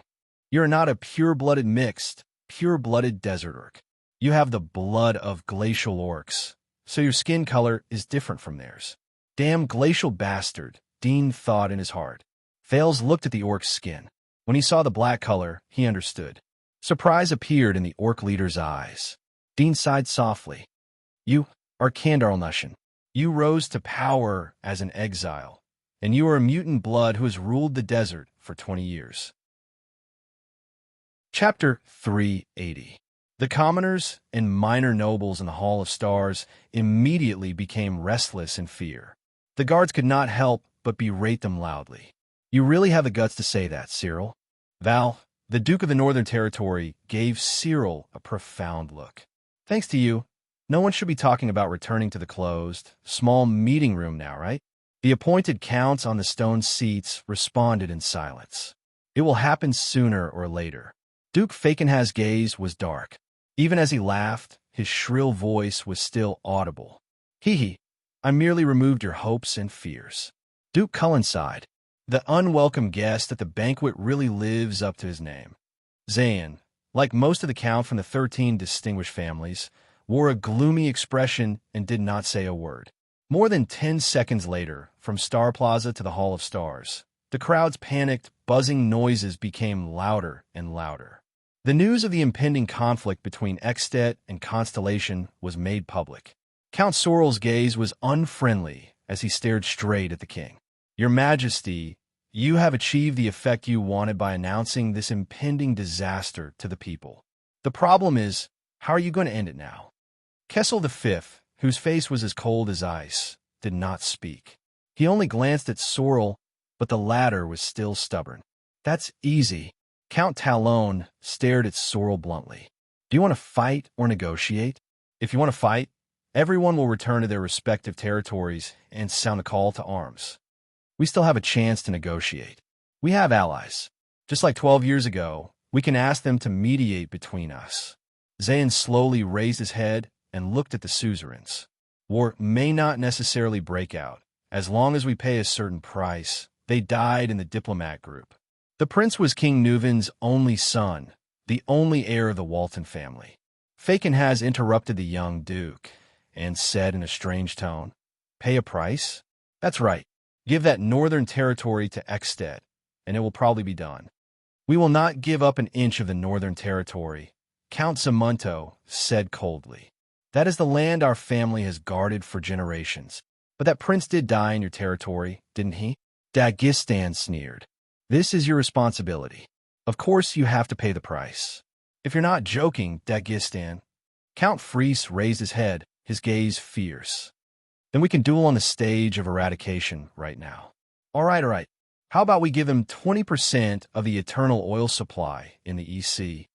Duke Fakenhaz pretended to be deep in thought. He first looked at Duke Cullen, then at Zayn, and smiled nonchalantly. Or how about the crystal drop mines in the south? They're the limit to joking, Cyril. Duke Cullen was unusually serious. Zayn gave him a friendly smile and shook his head slightly. At this moment, Kessel V tapped his scepter lightly. All the nobles quietened down and looked at him.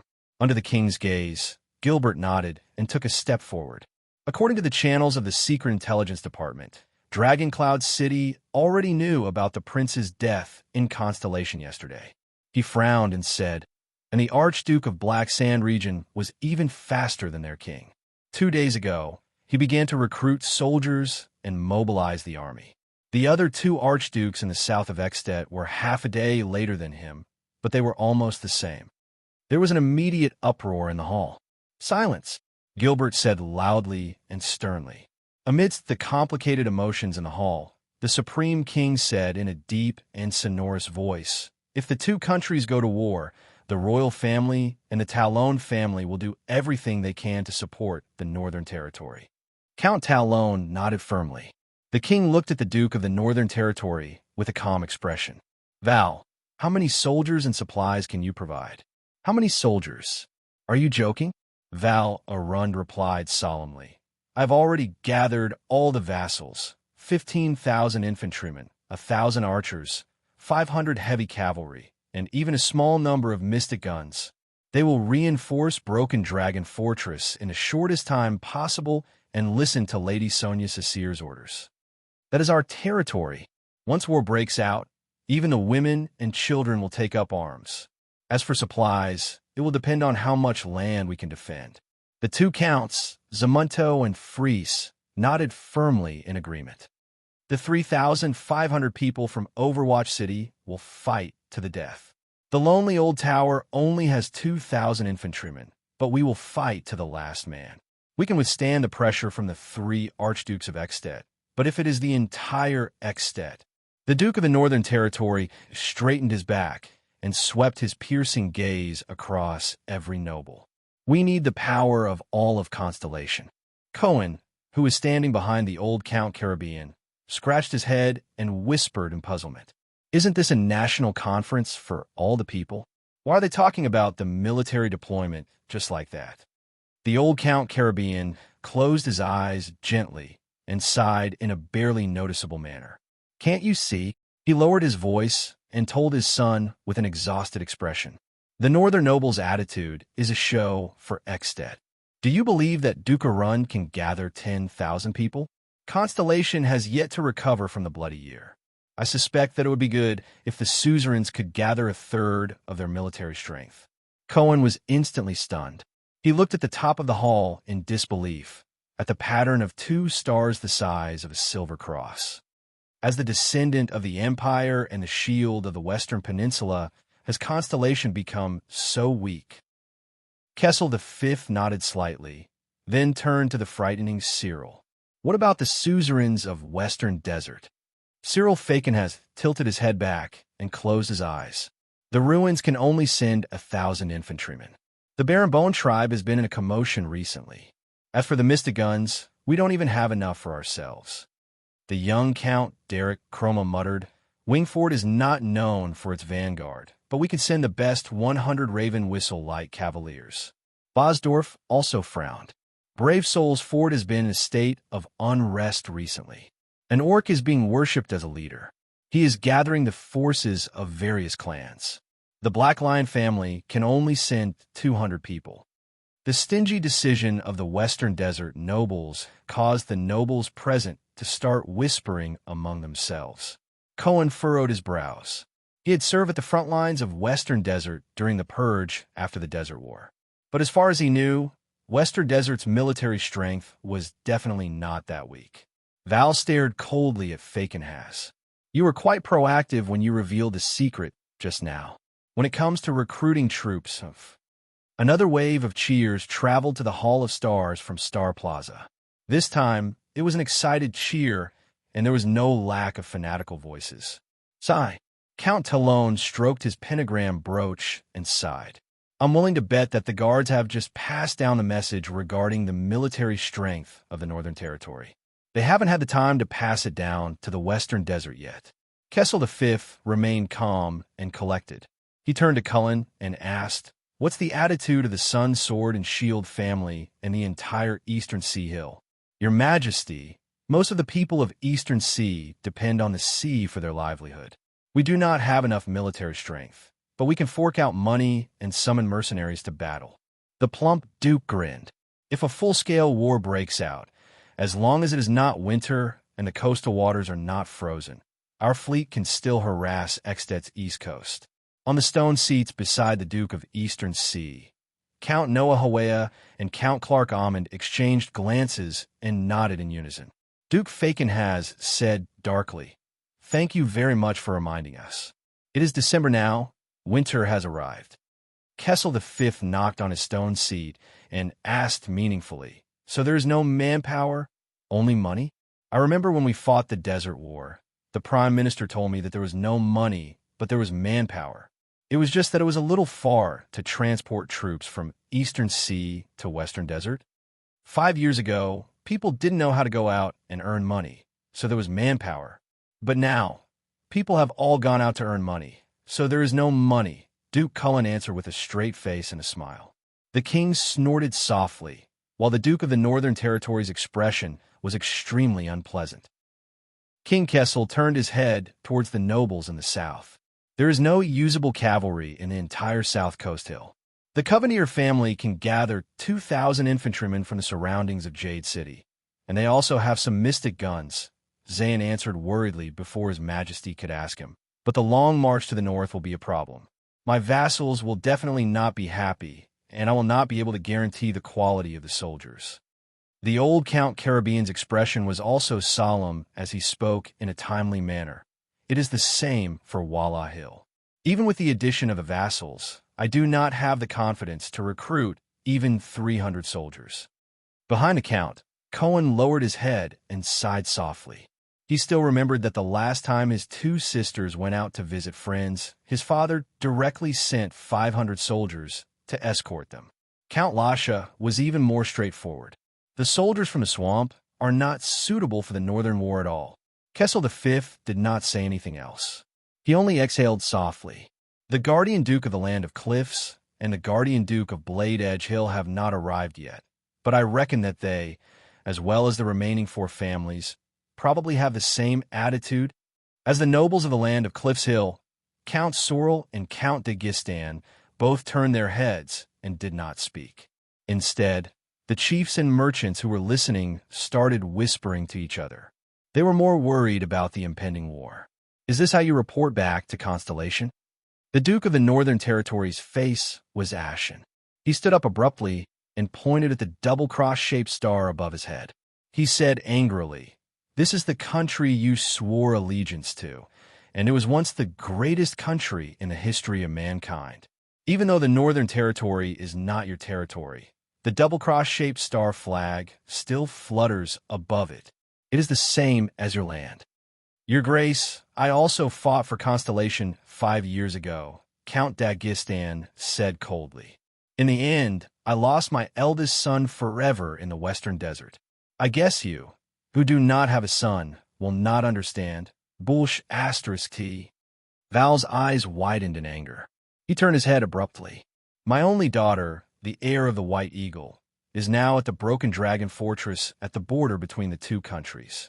She is under the command of the Fortress Flower, Lady Sonia Cecere. Her life and death depends on the outcome of the war between the Great Dragon and Constellation." Upon hearing this, Cohen could not help but lower his head and sigh. He looked at Raphael, who was behind the Black Prophet. Duke Cullen shook his head and sighed. "Perhaps there is no need for war. We can choose to negotiate. Even if Extet sends out troops, it will only be for benefits. And then force the Northern Territory to give up its territory?" Val was like an eagle hunting its prey. His sharp eyes stared intently at everyone who replied. Now, we all know the bargaining chips and the number of troops in our hands. At this moment, Zayn raised his head with a resolute gaze and looked at the king. To fight or to make peace, it will depend on His Majesty's will. Everyone's gaze instantly shot towards Kessel. Val's gaze was eager and intense. Cullen's gaze contained a complicated smile. Cyril's gaze was playful, and Zayn's gaze was as calm as still water. "So this is my country." Kessel slowly raised his head. His gaze was like a knife that sliced at every suzerain. The king can only bring his own regular army and direct vassals to face the entire army of another country. Or else, I have to represent Constellation and accept their possible conditions and humiliation. Cyril Fakenhas laughed sinisterly. Without military strength, we can't fight, but the dignity of the royal family, we can't even talk about it." Kessel V sighed. "Looks like it's just as Main Knox said. Kings are all lonely people." At this moment, a loud and furious voice came from the main door of the Hall of Stars. "Your Majesty, please take back what you said. With us around, you will never be lonely. As the nobles of Constellation, the descendants of the Empire, how can we retreat even the slightest bit?" Amidst the uproar in the hall, a nobleman in his prime, whose left eye was covered by a terrifying scar, wearing a yellow-black cloak with a deer standing on its hind legs, walked up to the 6 stone seats with a cold and arrogant expression. Some of the nobles in the hall, including the commoners, began to applaud enthusiastically, while others either snorted or shook their heads and sighed. Duke Cullen, on the other hand, flashed a helpless smile. Val and Zayn looked at him solemnly. Cyril Fakenaz laughed and said, "One-eyed dragon of Nanchester, I thought you would only arrive at night." The castellan of Steep Forest City, the guardian duke of the land of cliffs, Coaster Nanchester said with a stern expression, "Compared to this, look at what you have done." He kissed Kessel's ring, but did not sit on the stone seat. Instead, he turned to Val and said, "Sir Arund, please do not worry. The entire army of Steep Forest City will be mobilized north to Broken Dragon Fortress." But under Val's surprised and complicated gaze, he immediately changed the topic and looked at Kessel V. "In the face of this war of the entire nation, as long as your majesty can make your followers feel at ease, I can't think of any reason to retreat." Almost all the nobles in the hall frowned. Make his followers feel at ease? "Coaster," Kessel V said slowly, "what do you mean by this? Your majesty, do you still not understand?" Coaster said sternly, "An all-out war is imminent, but the nobles are panicking and making excuses. In this situation, only you, as our king, are enduring the torment of whether to fight or to make peace. This is not fair to you. But why do you think this is?" Coaster shut his single eye tightly, took a deep breath, and then said firmly, "The Iron Hand King, your majesty Kessel, the suzerains and nobles do not dare to follow you. The whole of Constellation is panicking and uneasy. 12 years have passed since that tragedy, and the late king's remains have been buried. But we still do not know what you are thinking. We do not know what kind of king we are following." In an instant, the nobles were silent. Gilbert and Gines furrowed their brows at the same time. Kessel, on the other hand, gently tightened his grip on his scepter and looked at Coaster with a complicated expression.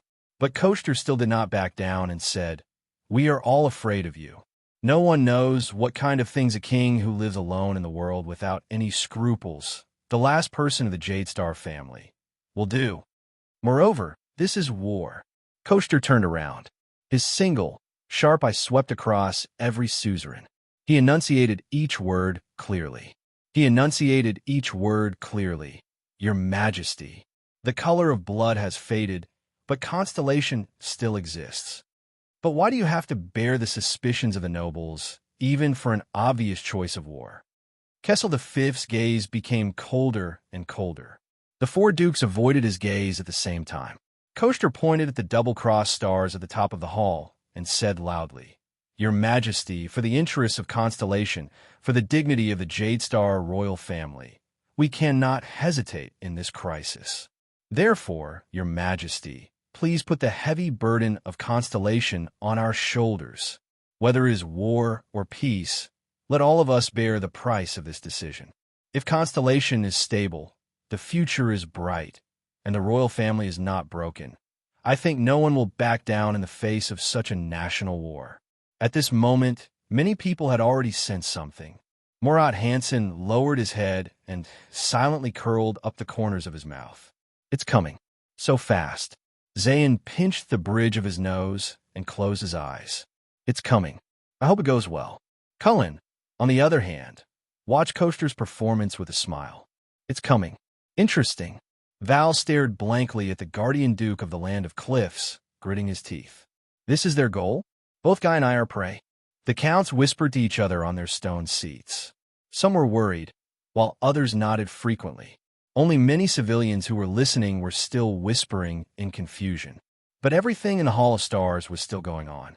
"Your Majesty, you will soon be 48 years old. On the eve of the war between the dragon and Constellation, under the watchful eyes of the crowd, Coaster flung off his cloak and waved his arm at the nobles in the hall with a cold and stern expression. Please choose the heir of the kingdom among us nobles." Use your actions to tell the nobles that you still care about the stability and survival of this kingdom, and that you still trust these suzerains who are your arms. At that time, we will fight for the dignity of Constellation, for the glory of the Jade Star royal family. Absolutely no complaints. Absolutely no retreat. Dead silence. Absolute dead silence. Suffocating silence. No one dared to be the first to speak after these words, until a sharp and presumptuous laughter broke the deathly silence. Ha! Duke Fakenaz opened his mouth wide. Under everyone's bewildered gaze, he laughed wildly, his scattered teeth appearing especially terrifying. What is that saying from the far east again? Spread out the map, and the dagger will be revealed? Your Majesty? Want to fight a dignified war? Use the throne to exchange for it. Ha! Chapter 381. Very well, if no one knows. Under the collective silence of the merchants and the curses of the mercenaries, Kandarl looked around with an indifferent expression. Then let the duel begin as soon as possible. Thal's heart tensed. T. He clenched his fists and fixed his gaze on the blue-faced orc, Duraman, in the distance. If the worst comes to the worst, if the duel cannot be avoided, then how am I supposed to survive? Thale sucked in a deep breath and entered Hell's senses to observe the enemy's condition. But a sudden bang came from outside his eardrums, and it shocked him. Thales only realized after a few seconds that the orcs were looting the goods of the merchant group in the distance. His fight against the Star Killer and the Raven of Death in the land of barren rocks had improved his sin of Hell's River, and his Hell senses had also become much stronger. But it was precisely because of this that Thales learned his lesson. Hell's senses could give him extraordinary senses, but sometimes being overly sensitive was not necessarily a good thing. When the countless information that was usually isolated from his senses was surged into his brain by Hell's senses, Thales was in a state of chaos. He could not tell where he was. For example, during the chaotic battle just now, in Hell's senses, the sounds of the orcs grinding their teeth 20 meters away was deafening. It sounded like a large army marching, and it was often mixed up with the sounds of swords and axes 1 meter away. The movements of the enemies in the distance were clear, as if they were right in front of him, causing Thales to subconsciously raise his hands to block them, and he ignored the threat that was right in front of him. Being able to hear and see well might seem to be something everyone envied, but the people involved in this would suffer unspeakably. The slightly louder sounds and brighter lights were unbearable to Thales. He would overreact, and his senses would deviate. He needed time and practice to get used to his new state. When he thought of this, Thales shook his head.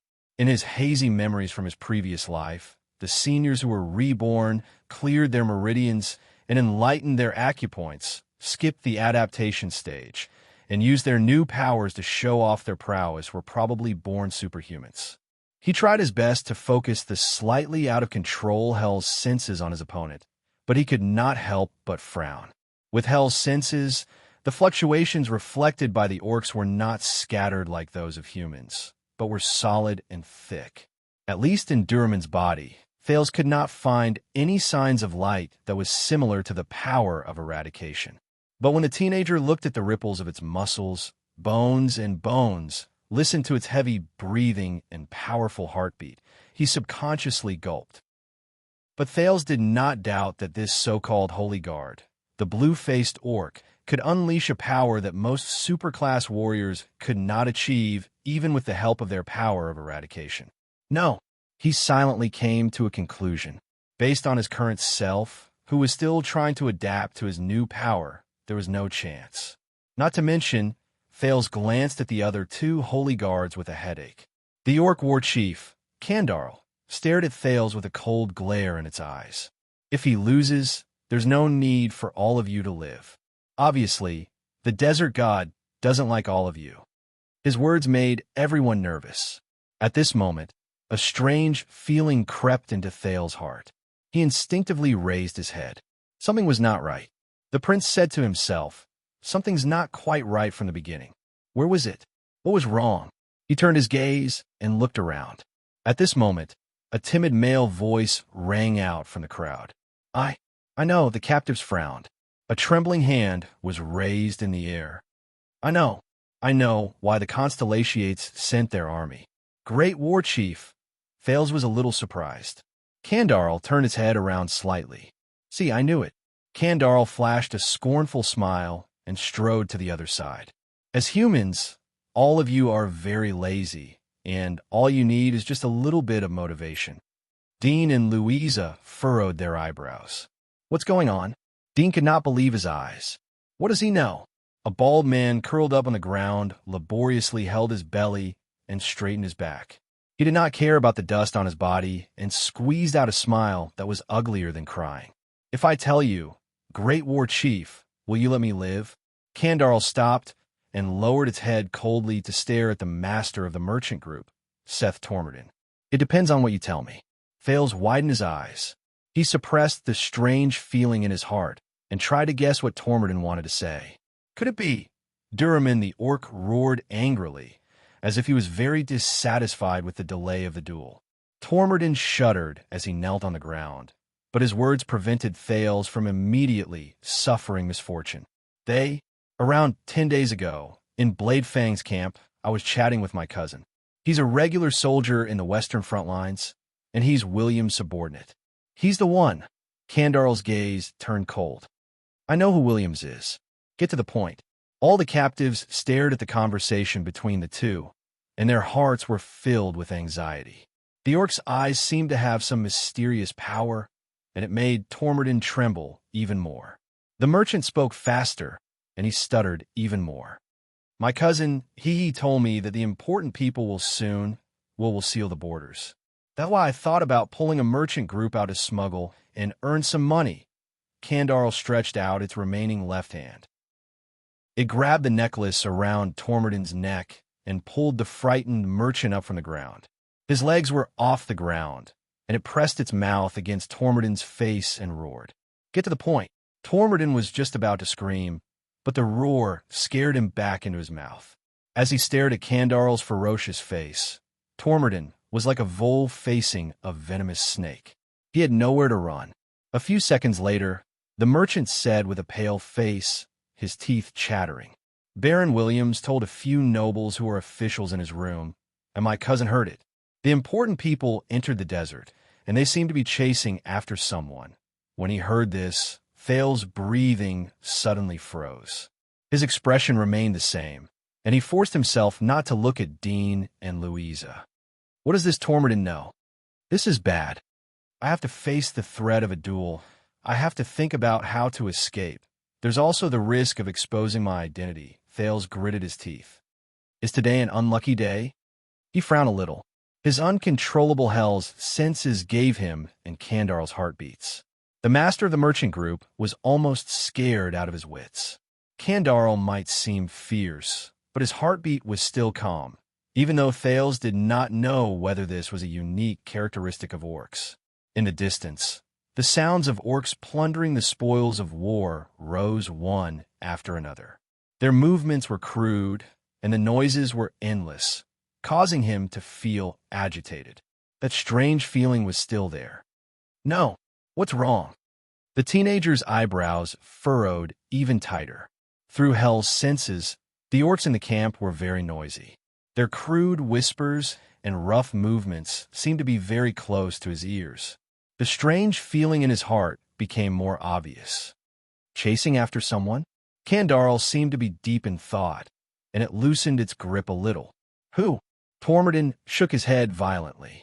This action made Kandarl tighten its grip again. It put away the corners of its mouth. You seem to need more motivation? Tormorden screamed, No, I don't know. He sounded like he was crying, and his tears were running down his face. I swear on the honor of my ancestors as nobles. I really don't know who they're chasing after. Dean and Louisa sighed at the same time. Mickey, who was beaten to the ground, sneered in disdain. Kandarl stared at Tormorden for a long time. A few seconds later, the orc war chief stared at the snot and tears that flowed onto its hand in disgust. Only then did it loosen its grip. Tormorden fell back to the ground with a thud. The master of the merchant group sighed in relief. He sobbed and patted his chest.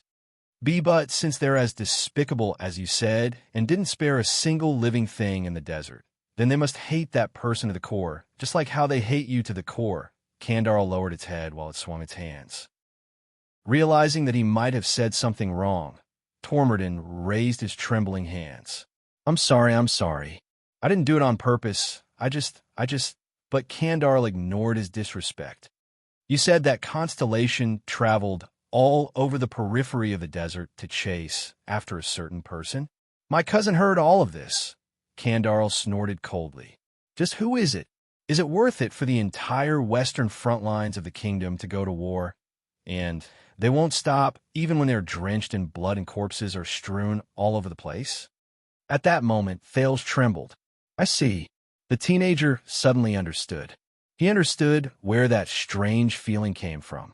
The prince's chest heaved, and his gaze changed rapidly. So, this was the answer to the mystery. It was also the only way for them to survive in the hands of these cruel and cunning orcs. Kandar and Tormodin's question and answer session continued, but the prince was no longer in the mood to listen. While everyone's attention was on the other side, Thales' spirits lifted and his lips moved slightly. The teenager tilted his head and whispered to the captive beside him, Dean, the orcs are plundering your goods. Of course, they like human spoils of war. Dean was a little worried and hesitant.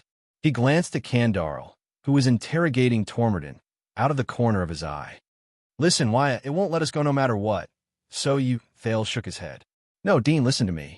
Even though they're plundering, they're abandoning valuable items like their worn-out shoes. Instead, they're hastily searching for food, water, and even medicine. Dean's eyebrows twitched. What? The bald mercenary asked curiously. How did you know? As he listened to the movements beside his ears, Thales paused for a moment. I heard. I was the last one to see it. They're looking for the necessary supplies.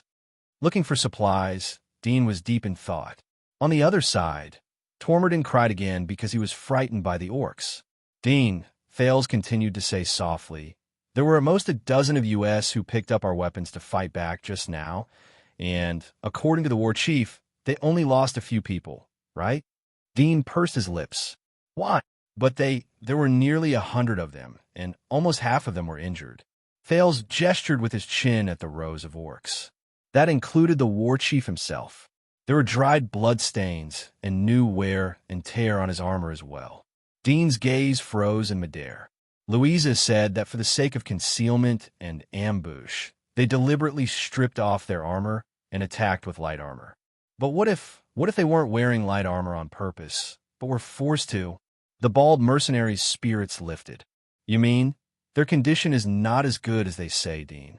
A flame known as hope burned in Thales' eyes. They went through a battle not long ago.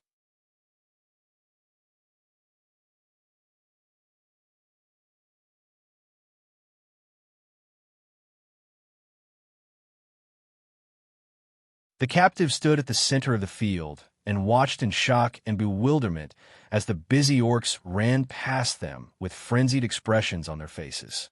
They ran in the opposite direction of the sparks. They did not have the time to care about the captives anymore. How? That was the surprised Louisa. The next scene revealed the answer. On a sand dune not too far away from them, a tall figure moved past the obstruction of the sand, broke through the dark night, and appeared under the illumination of the fire. It was a knight, a horse and a man. His feet were in the stirrups, and he held the reins in his hands. He stepped on the horse's back with swift hoofs. He rose and fell as he galloped, then charged down the sand dune. The two orc sentinels on the sand dune saw the knight. They roared angrily and raised their terrifying weapons. With astonishing steps, they charged towards the intruder with their majestic bodies. The knight on the horse ignored the approaching threat. He only arched his body and increased his speed. The distance between the two parties grew closer. Then they came face to face with each other. The orcs' angry roars were filled with hatred. A heavy hammer and a broadsword drew dangerous arcs in their hands. With terrifying power and a howl of death, they were about to cut open the horse's abdomen. Thales was shocked, but the knight whistled softly. At that moment, the steed under him turned around nimbly.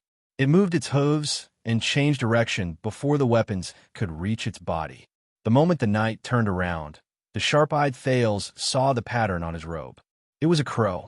It was a dark blue crow with only one wing. The knight narrowly avoided the orc's interception and dodged 2 deadly weapons. But did not end there. A light and sharp spear shot out accurately from the horse and pierced the neck of the first orc. As the 2 orcs roared, the knight withdrew the tip of his spear. With his superb horsemanship, he galloped far away, leaving behind only a splash of his enemy's blood, and a ponytail that was a few inches long. This symbol is the Chroma family's Raven Whistle Light Cavaliers. Old Hammer could not suppress the excitement in his heart. It's the famous 2nd Commando unit of the Raven Guards, the Lightning Ravens. Thales thought of something. The Chroma family? Chroma family? Sounds familiar. The orc whose neck was pierced howled in anger. It trod with frightening heavy steps, ignoring the blood that spilled everywhere. With its companion, it chased after the knight. But they cannot catch up. The knight turned in an arc and rode further and further away on the sand dune. He rode faster and faster. Finally, the orc whose neck was pierced fell limp after running for quite a distance and almost dyeing the sand red.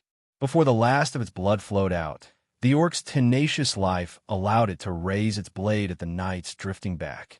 But its blade was too short. I can't reach it. As it thought about this, its thick arm trembled in the air for a moment before it fell limply. It could no longer move. Under the sand dune, War Chief Kandar watched its warrior fall from the distance and roared in grief and indignation. The orcs shouted in unison to vent the hatred in their hearts. "Yo, it's been 2 days since we last met, you bastard from Stone Splitter." The first human knight looked at the burning camp not far away and the angry orcs below him. He reined in his horse. He stopped on the sand dune. His laughter traveled from afar and traveled into every orc's ears. Holy Pursuit Day isn't here yet, and you're already holding a bonfire party. Don't you think it's a little too early? Another orc sentinel howled shrilly and charged at the knight. It did not manage to reach its destination. Astra's thud, thud, thud. Astra's the second knight charged over from the other side of the sand dune. When the orc turned its head around, he flashed a saber and brushed past it. As Kandar roared shrilly, the second orc's head flew high into the air with an indignant and resentful gaze. The captives were silent. The orcs shouted in grief and indignation. Thales watched the scene in a daze. He watched the powerful orcs die one after another. Kandar's roars became more and more urgent. Under its orders, the nearly 100 orcs quickly split into 2 groups. With an astonishing presence, nearly 20 orcs lifted their heavy weapons and stepped forward. They formed a formation facing the sand dune where the knight was. The rest of the orcs shouted loudly. They gritted their teeth and put away their weapons with hatred. Then they turned around and ran in the opposite direction with all their might. "What are they doing?" Quick Rope looked surprised. Old Hammer shook his head. With his rich experience, he gave a short and concise answer. "Running for our lives." Thales was about to ask, but he realized that in the next moment, he was seized by the neck by a huge orc. "Why?" While Dean and Louisa shouted angrily, Thales was restrained by Kandar's left arm. But the orcs guarding the captives did not move. They stood coldly behind the humans and suppressed everyone who wanted to fight back. Thales wanted to exert his strength, but he realized that the orc's strength was the most terrifying he had ever encountered. He did not manage to finish speaking, because in the next moment, Kandar's iron fork was pressed against his throat. Silence. The orc war chief seized Thales' throat and looked at his surprised and bewildered gaze. It said coldly to the captives, "This will end soon. I don't want to make the scene too ugly." In the next second, Kandar pressed its mouth against Thales' ear and spoke in a voice that only the 2 of them could hear. "Tell your father, and tell Morat. I was the one who found you first, and I know who you are." At that second, Thales froze completely. Dean and Louisa were still shouting excitedly, but it was no longer important. "What? Father? Morat? You found me first? You know who I am? What does this mean?" Kandar turned Thales' head towards it. Its bright yellow eyes were sharp. With great puzzlement, Thales stared at Kandarl. He suddenly realized that Kandarl's expression was incredibly serious at that moment. It did not have the humor from before, nor the grief and indignation from before. It was calm, a rare calmness. "So, Jadestar, I fulfill my promise." Kandarl lowered its voice and said, "What about the rest of you? We'll meet again, Sekka." In the next moment, Thales felt pain in his forehead, and he instantly swallowed a mouthful of sand. Waya. A few seconds later, Thales, who was helped up from the sand by Dean, was still in a state of shock. He could only watch the orc war chief leave into the distance with a heart full of shock and puzzlement. He watched Kandarl and its warriors join the tribe's team and run into the distance. "What's going on? Are you all right? What did it do to you?" Thales did not answer. He only blinked, his face full of shock and bewilderment. Its promise? Jadestar's promise? He did not understand. This orc? Just who is this orc? My God. Quick Rope blinked in disbelief and pulled Mickey up from the ground. "We survived. They're gone." Dean looked at the fleeing orcs in the distance, then at the orcs who stayed behind to form a formation. His expression was complicated. The knights on the sand dune whistled and rushed down.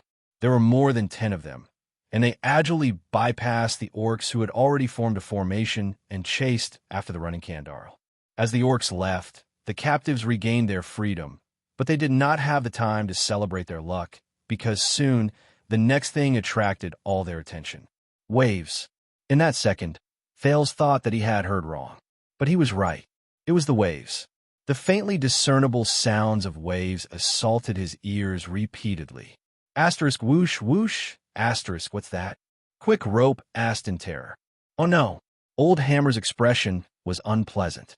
Under the light of the fire, the captives looked around in panic, but they did not see anything other than the dark horizon. But the waves did not disappear. Asterisk whoosh, asterisk more than 10 seconds later, the waves drew closer and became bigger. They turned into terrifying, raging waves. Asterisk rumble, rumble. Asterisk in the next moment, the captives looked at the ground in terror, then at the distance.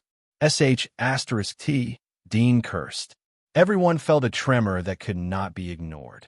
It traveled continuously from the sand to their feet and up their spines. Asterisk rumble. Asterisk the tremors on the ground grew stronger, more obvious, and more frequent. Asterisk rumble. Asterisk Thales even felt that his heart was about to jump out of his chest. Asterisk rumble. Asterisk finally, the uneasiness brought about by the raging waves ended. In an instant, at the top of the sand dune in front of them, at the border between the sky and the earth, countless black shadows appeared at the same time. Asterisk rumble. Asterisk amidst the blazing flames, the black shadow formed a continuous black line. They were like densely packed ants, but also like a black tide that swept over. They covered the sand dune from top to bottom, dyeing the sand under the light of the fire black. It was like the night. My God, that's... Louisa narrowed her eyes. Her face was pale. Thales could not help but hold his breath. He saw the black shadows clearly. They were people. To be precise, they were cavaliers. Countless cavaliers. Asterisk rumble. Asterisk they stomped on the ground with their iron hooves. Their momentum was astonishing, and they covered the sky and earth. They were like black lava that devoured everything at the mouth of a volcano. They pounced on the small camp. They were unstoppable. They were unstoppable. Thales watched the scene in a daze. At the top of the sand dune, a cavalier who looked like a commander appeared within the range of the fire and gave a loud order. The cavaliers responded to him with a yell, but Thales did not notice him. What he saw was another cavalier galloping behind the leading cavalier, holding a tall flag in his hand. As he galloped, the flag was completely flung open in the light of the fire. Thales stared at the flag in a daze. He looked at the pattern that he did not know if it was unfamiliar or familiar. All sorts of emotions welled up in his heart. That was a flag with white edges and a blue background, a flag with 2 silver cross-shaped stars. In the name of King Kessel. In the next second, The leading cavalier raised his sword and pointed at the camp under his hooves. Anything that is less than 4 legs, leave no one alive. Chapter 382. Amidst the deafening galloping sounds, the sand on the ground began to shake slightly. It sounded as if the whole world was collapsing. Under the illumination of the fire, the cavaliers on the sand dune were indistinct. Countless iron hooves struck the sand inch by inch, bringing with them a dull roar that filled Thales's eardrums. Thales could hardly hear even the nearest voices clearly. They charged towards the small camp of the merchant group. They were getting closer and closer. No, no, no. The master of the merchant group, Tormodin, seemed to be scared out of his wits. He looked at the group of orcs in front of him, then at the shattered stone tribe who were fleeing for their lives behind him. In the end, he turned his head around and looked at the Constellation cavaliers who covered the mountains and plains as they charged towards them.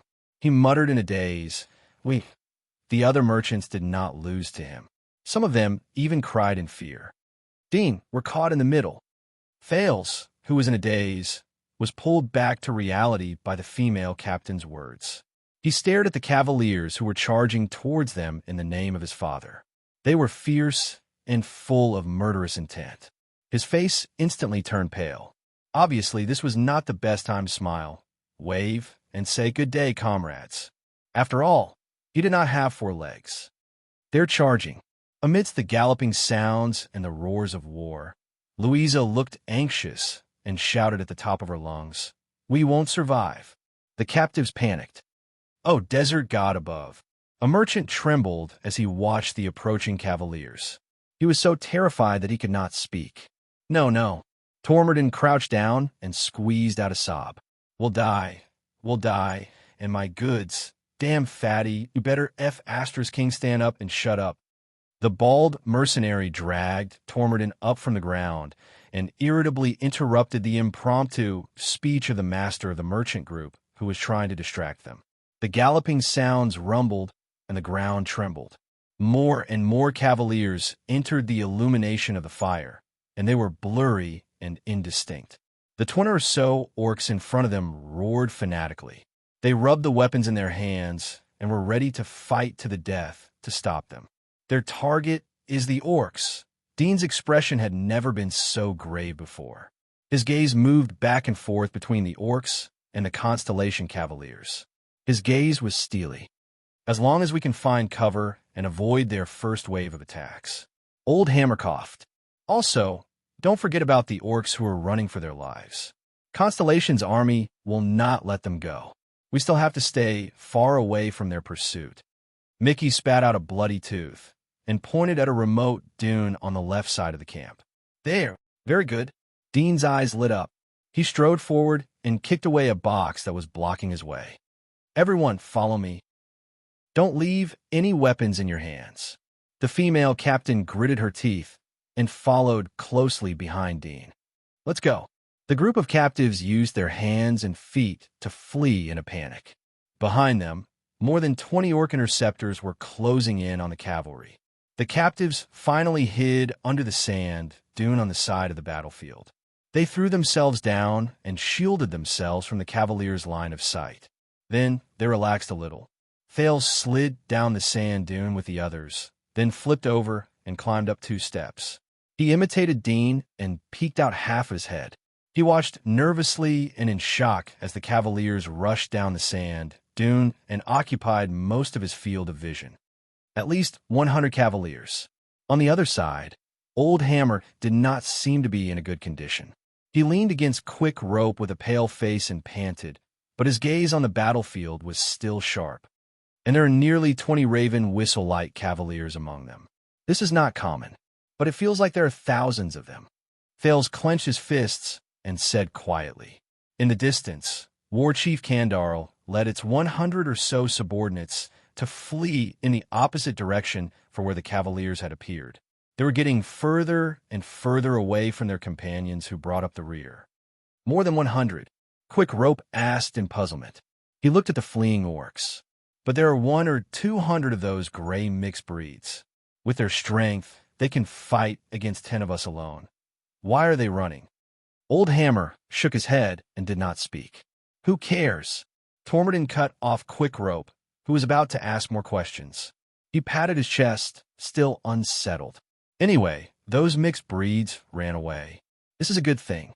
At this moment, Carolee, the other blood's furious roar rose from the other side of the battlefield, and it came from the fleeing group. The captives turned their heads and looked to the right at Shattered Stone Tribe, who were fleeing madly. Thal's gaze instantly focused. Asterisk thud, thud, asterisk on the other side of the battlefield. The thundering sounds of horse hooves rose in the darkness where the light from the fire could not reach. What followed were countless cries for murder. My God, that is... Mickey widened his eyes in disbelief. Unfamiliar and swift figures appeared before the people's eyes. The hooves of the horses beneath them tore through the darkness, and the armor on their bodies shone with a cold light. Cavaliers. The second group of cavaliers. They were like fatal killers who had been waiting for a long time and suddenly appeared from the dark. They charged towards the fleeing group with an unstoppable force. Breeds. A cold shout rose from among the newly arrived cavaliers. Do you like surprises? In the face of the sudden arrival of the enemies, War Chief Kandarl's roars became more and more urgent. The fleeing orcs had to slow down and reorganize their formation. Old Hammer stared at this ambush solemnly. The newly appeared cavaliers let go of their reins and galloped forward. The sound of their hooves was louder and deeper than the Chroma family's cavaliers. Their equipment was also more uniform, and they exuded an awe-inspiring, murderous aura. Outflank them. The Chroma family's cavaliers are just long poles used to herd rabbits. They're in charge of driving the enemy into a pocket, while the ambush by the cavaliers on this side is the real trap. The veteran from Constellation sighed and said they must have set up their tactics and formation beforehand. It's different, Dean suddenly said. In the face of the other's puzzlement, Dean pointed at the newly appeared cavaliers. Look at the flag. Thales narrowed his eyes in puzzlement. He activated Hell's senses and saw the fluttering war flag among the cavaliers. I knew it. It was not a single-winged crow. Instead, it was a flag that Thales did not recognize. The picture on the flag looked like a few bright stars from afar, and they were shrouded in a cloud of fog-like dust. Stardust War Flag. Old Hammer said in surprise, It's the Stardust Unit. When he said this, many people were shocked. The Stardust Unit, from Bladefang's camp? Louisa asked with a frown. Thales looked at the others in puzzlement. Old Hammer nodded. Look carefully. Their war horses are different from the Chroma families. They are not ponies native to the Western Desert. They are taller, bigger, and heavier. The veteran observed the newly arrived cavaliers carefully. They are hybrids between Northland horses and Plains horses. Their charging and explosive power are also stronger. This group of cavaliers are stationed at the Western front lines. They are the regular army directly under the command of the royal family. Baron Williams' Stardust Unit. The regular army of the royal family? Thale's eyes lit up. That means that this group of people can be trusted, right? Thank you, Desert God, Sunset, Bright Moon, Dark Night, and all the previous kings of Constellation.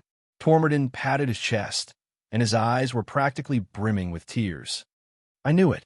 Ever since my great-grandfather served the virtuous king, our family has been loyal to Constellation for generations. Fate will not let us die here. Everyone pursed their lips and did not answer. But Old Hammer frowned slightly. Unbelievable. The Baron Stardust Unit and the Chroma family's enlisted army. This must be a big operation. After the Desert War, this is the first time I see these two groups of people who can't see eye to eye going out to battle together. Old Hammer mumbled. Thales frowned slightly. But those are orcs. Gray mixed breeds that can't be killed. Quick Rope counted the number of people and asked in surprise, I've counted. This group of newcomers. Stardust Unit. There are only a few dozen of them.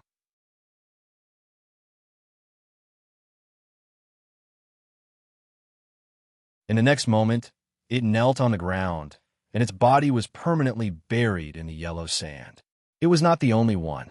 Not far away, an orc faced a cavalier who charged at it with a saber. It roared and raised its shield, then exerted strength in its waist and feet. Asterisk clang.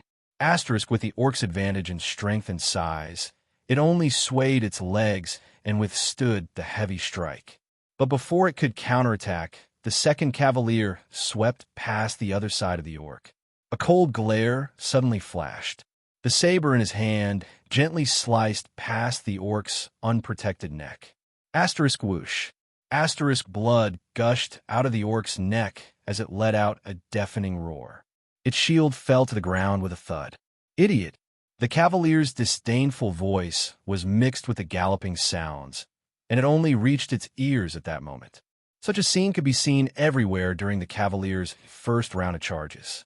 Some orc warriors died from a tricky thrust. Some orcs were slashed a few times by the cavaliers who charged past them at high speed, and in the end, they bled to death. There were also skillful orcs who strenuously and beautifully parried a few cavaliers' attacks. But the next enemy who always appeared next to them seized the opening and sliced their heads open.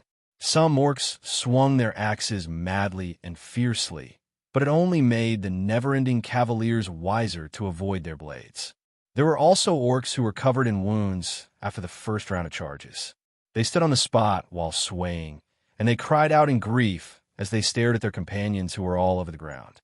More orcs were injured and bled. After their futile rampage, they fell to the ground because they could no longer hold on. Wherever the horses' hooves went, they left behind a trail of blood. War Chief Kandarl's voice reverberated through the sky, but it could not prevent its subordinates from dying. The captives who hid at the side were dumbfounded. Did you see that? That's the answer. Old Hammer shook his head and said, when we're standing on 2 feet, we can't even win against their little fingers. But when you step on the stirrups, sit on the saddle, and charge forward with a mount that weighs more than 700 pounds, everything changes. Your field of vision becomes wider, your weapons become longer, and the world becomes smaller. Even the opponents who were once invincible will inevitably become weaker. Even the orcs. Quick Rope stared fixedly, as if he had forgotten to answer. Elites. The Stardust unit is a rare group of elites. Don't forget this. Mickey snorted coldly. They're 1 in 100. Old Hammer shook his head and coughed loudly. Don't forget, ahem, that they're not facing desert bandits who collapse at the first blow or exiles who put their lives on the line before matters of principle. Instead, they're facing one of the few terrifying forces of power in the Great Desert. They're the elite warriors of Shattered Stone Tribe under the Dragon Skeleton Throne. They're also elite soldiers. They move together, and their discipline does not lose to Constellation soldiers. They face death with equanimity, and they're comparable to the heroic Northland warriors. Mickey turned his head away and did not speak again. Thales listened attentively to their conversation. Just like that, the Stardust unit, who charged forward with high horsepower, tore apart the first line of defense the orcs hastily built with an unstoppable force. They did not care whether there were any survivors in the first wave of attacks. They charged straight into the group of escapees. In the chaos, Kandarl's furious roar rose again. The second line of defense was built. More than 10 orcs with spears and shields roared as they stood together. They took care of each other and protected their companions' flanks. When they saw the cavaliers approaching, the orcs shouted in unison.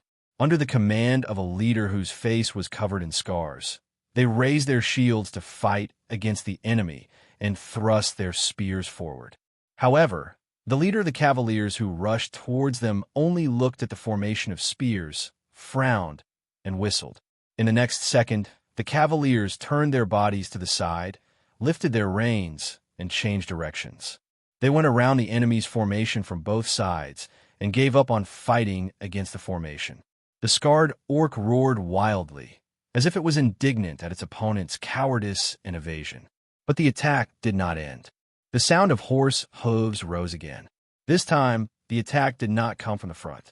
A group of cavaliers went around the line of defense, gathered on both sides, and changed directions. They rushed towards the unprotected flanks and even the rear of the orcs' formation. Old Hammer sighed under the sand dune. On the battlefield, when you have one more leg than your enemy, you have one more choice. Hurrah! The scarred orc roared in anger. It knocked away the cavalier's saber that came charging at its head, and a powerful force brought it down from its horse. But then a sword that came from the side cut off its head. Blades flashed and blood splattered. The orcs who stood with it also met a horrible end. They either died from the ambush from the side, or had their backs pierced by cold swords and spears. The orcs who turned around to face the pincer attack had their throats slit from the front when they were defenseless. Even if there were orcs who survived, they usually fell to the ground powerlessly when the cavaliers regrouped and launched their next attack. The second line of orcs' defense immediately collapsed when it was attacked from multiple sides. Thales stared at this scene in disbelief. He still remembered the scene when the merchant group was attacked. Amidst the screams and sounds of fighting, the enemies attacked them from all directions. Their powerful strength was almost unstoppable, and their sharp blades tore apart their companions' bodies. There were people falling at every moment, and blood and death followed them like shadows. At that time, he swung his shield and long sword with all his might.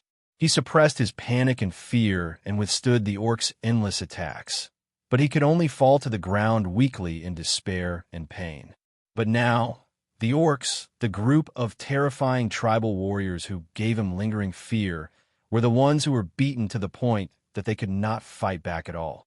Now, it was their turn to be terrified, confused, and flustered.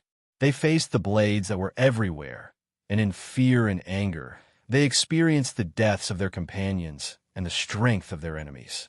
After this round of attacks, the cavaliers from Stardust Unit penetrated the group of fugitives diagonally. Before more orcs could surround them, they spurred their horses and broke out of the enemy's formation. They galloped for a distance before they pulled on the reins, turned around, and regrouped. Then, they charged out of the highway again and charged back into the formation. Charge, attack, break away, turn around, charge again, attack again. The human cavaliers, who numbered less than 100, repeated this process over and over again. They were like sharp blades. They stabbed forward, pulled back, and stabbed forward again. They brought about a new wave of carnage and harvested the orcs' lives. The captives watched until they forgot to breathe. Kandarl's roars became even more rapid and shrill. Chariots and knights are usually the favorites on the chessboard. Dean sighed with emotion. The others turned their heads to look at him. Dean shook his head slowly, because in the same round, they moved the furthest. Look, Mickey, the Baron man who had been staring at the battlefield, growled, "The Chroma family." The captives turned their heads. On the other side of the battlefield, the 20 or so strong orcs who were left behind to cover the retreat finally met the Chroma family and the cavaliers who charged down from the sand dune. Unexpectedly, compared to the Raven Whistle Light Cavaliers' nimbleness and agility and the Stardust Unit's charge back and forth, the Chroma family chose a completely different strategy. At some point in time, the Cavaliers, like the Raven Whistle Light Cavaliers, had already bypassed the interceptors. The frontmost row of the Cavaliers were now heavily armored. The fully armored Cavaliers had a fierce, single-winged crow painted on their shields and horse armors. They stirred up sand and charged forward. They were awe-inspiring and had an imposing presence. They went up against the 20 or so similarly muscular orc warriors who were dressed in armor. It was obvious that they were born to intercept the Cavaliers. Louisa narrowed her eyes. "No way. They're going to—" Dean nodded with a solemn expression.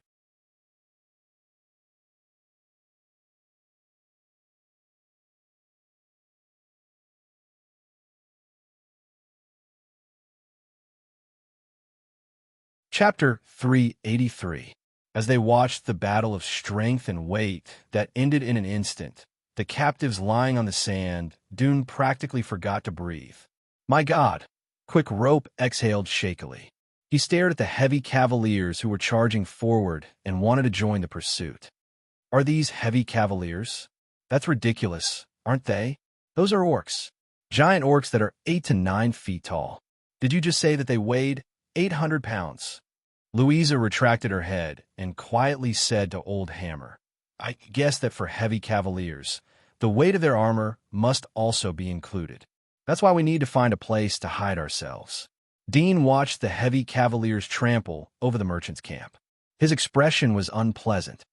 The Northlanders' heavy cavaliers are even more terrifying than this. I've seen them when I was young. When they charge in a group, everything is like paper in front of that kind of battle line. Thales pursed his lips and did not speak. For the first time, he understood why the Star Killer had coldly tied him and Saroma to horses so that they could get used to the battlefield.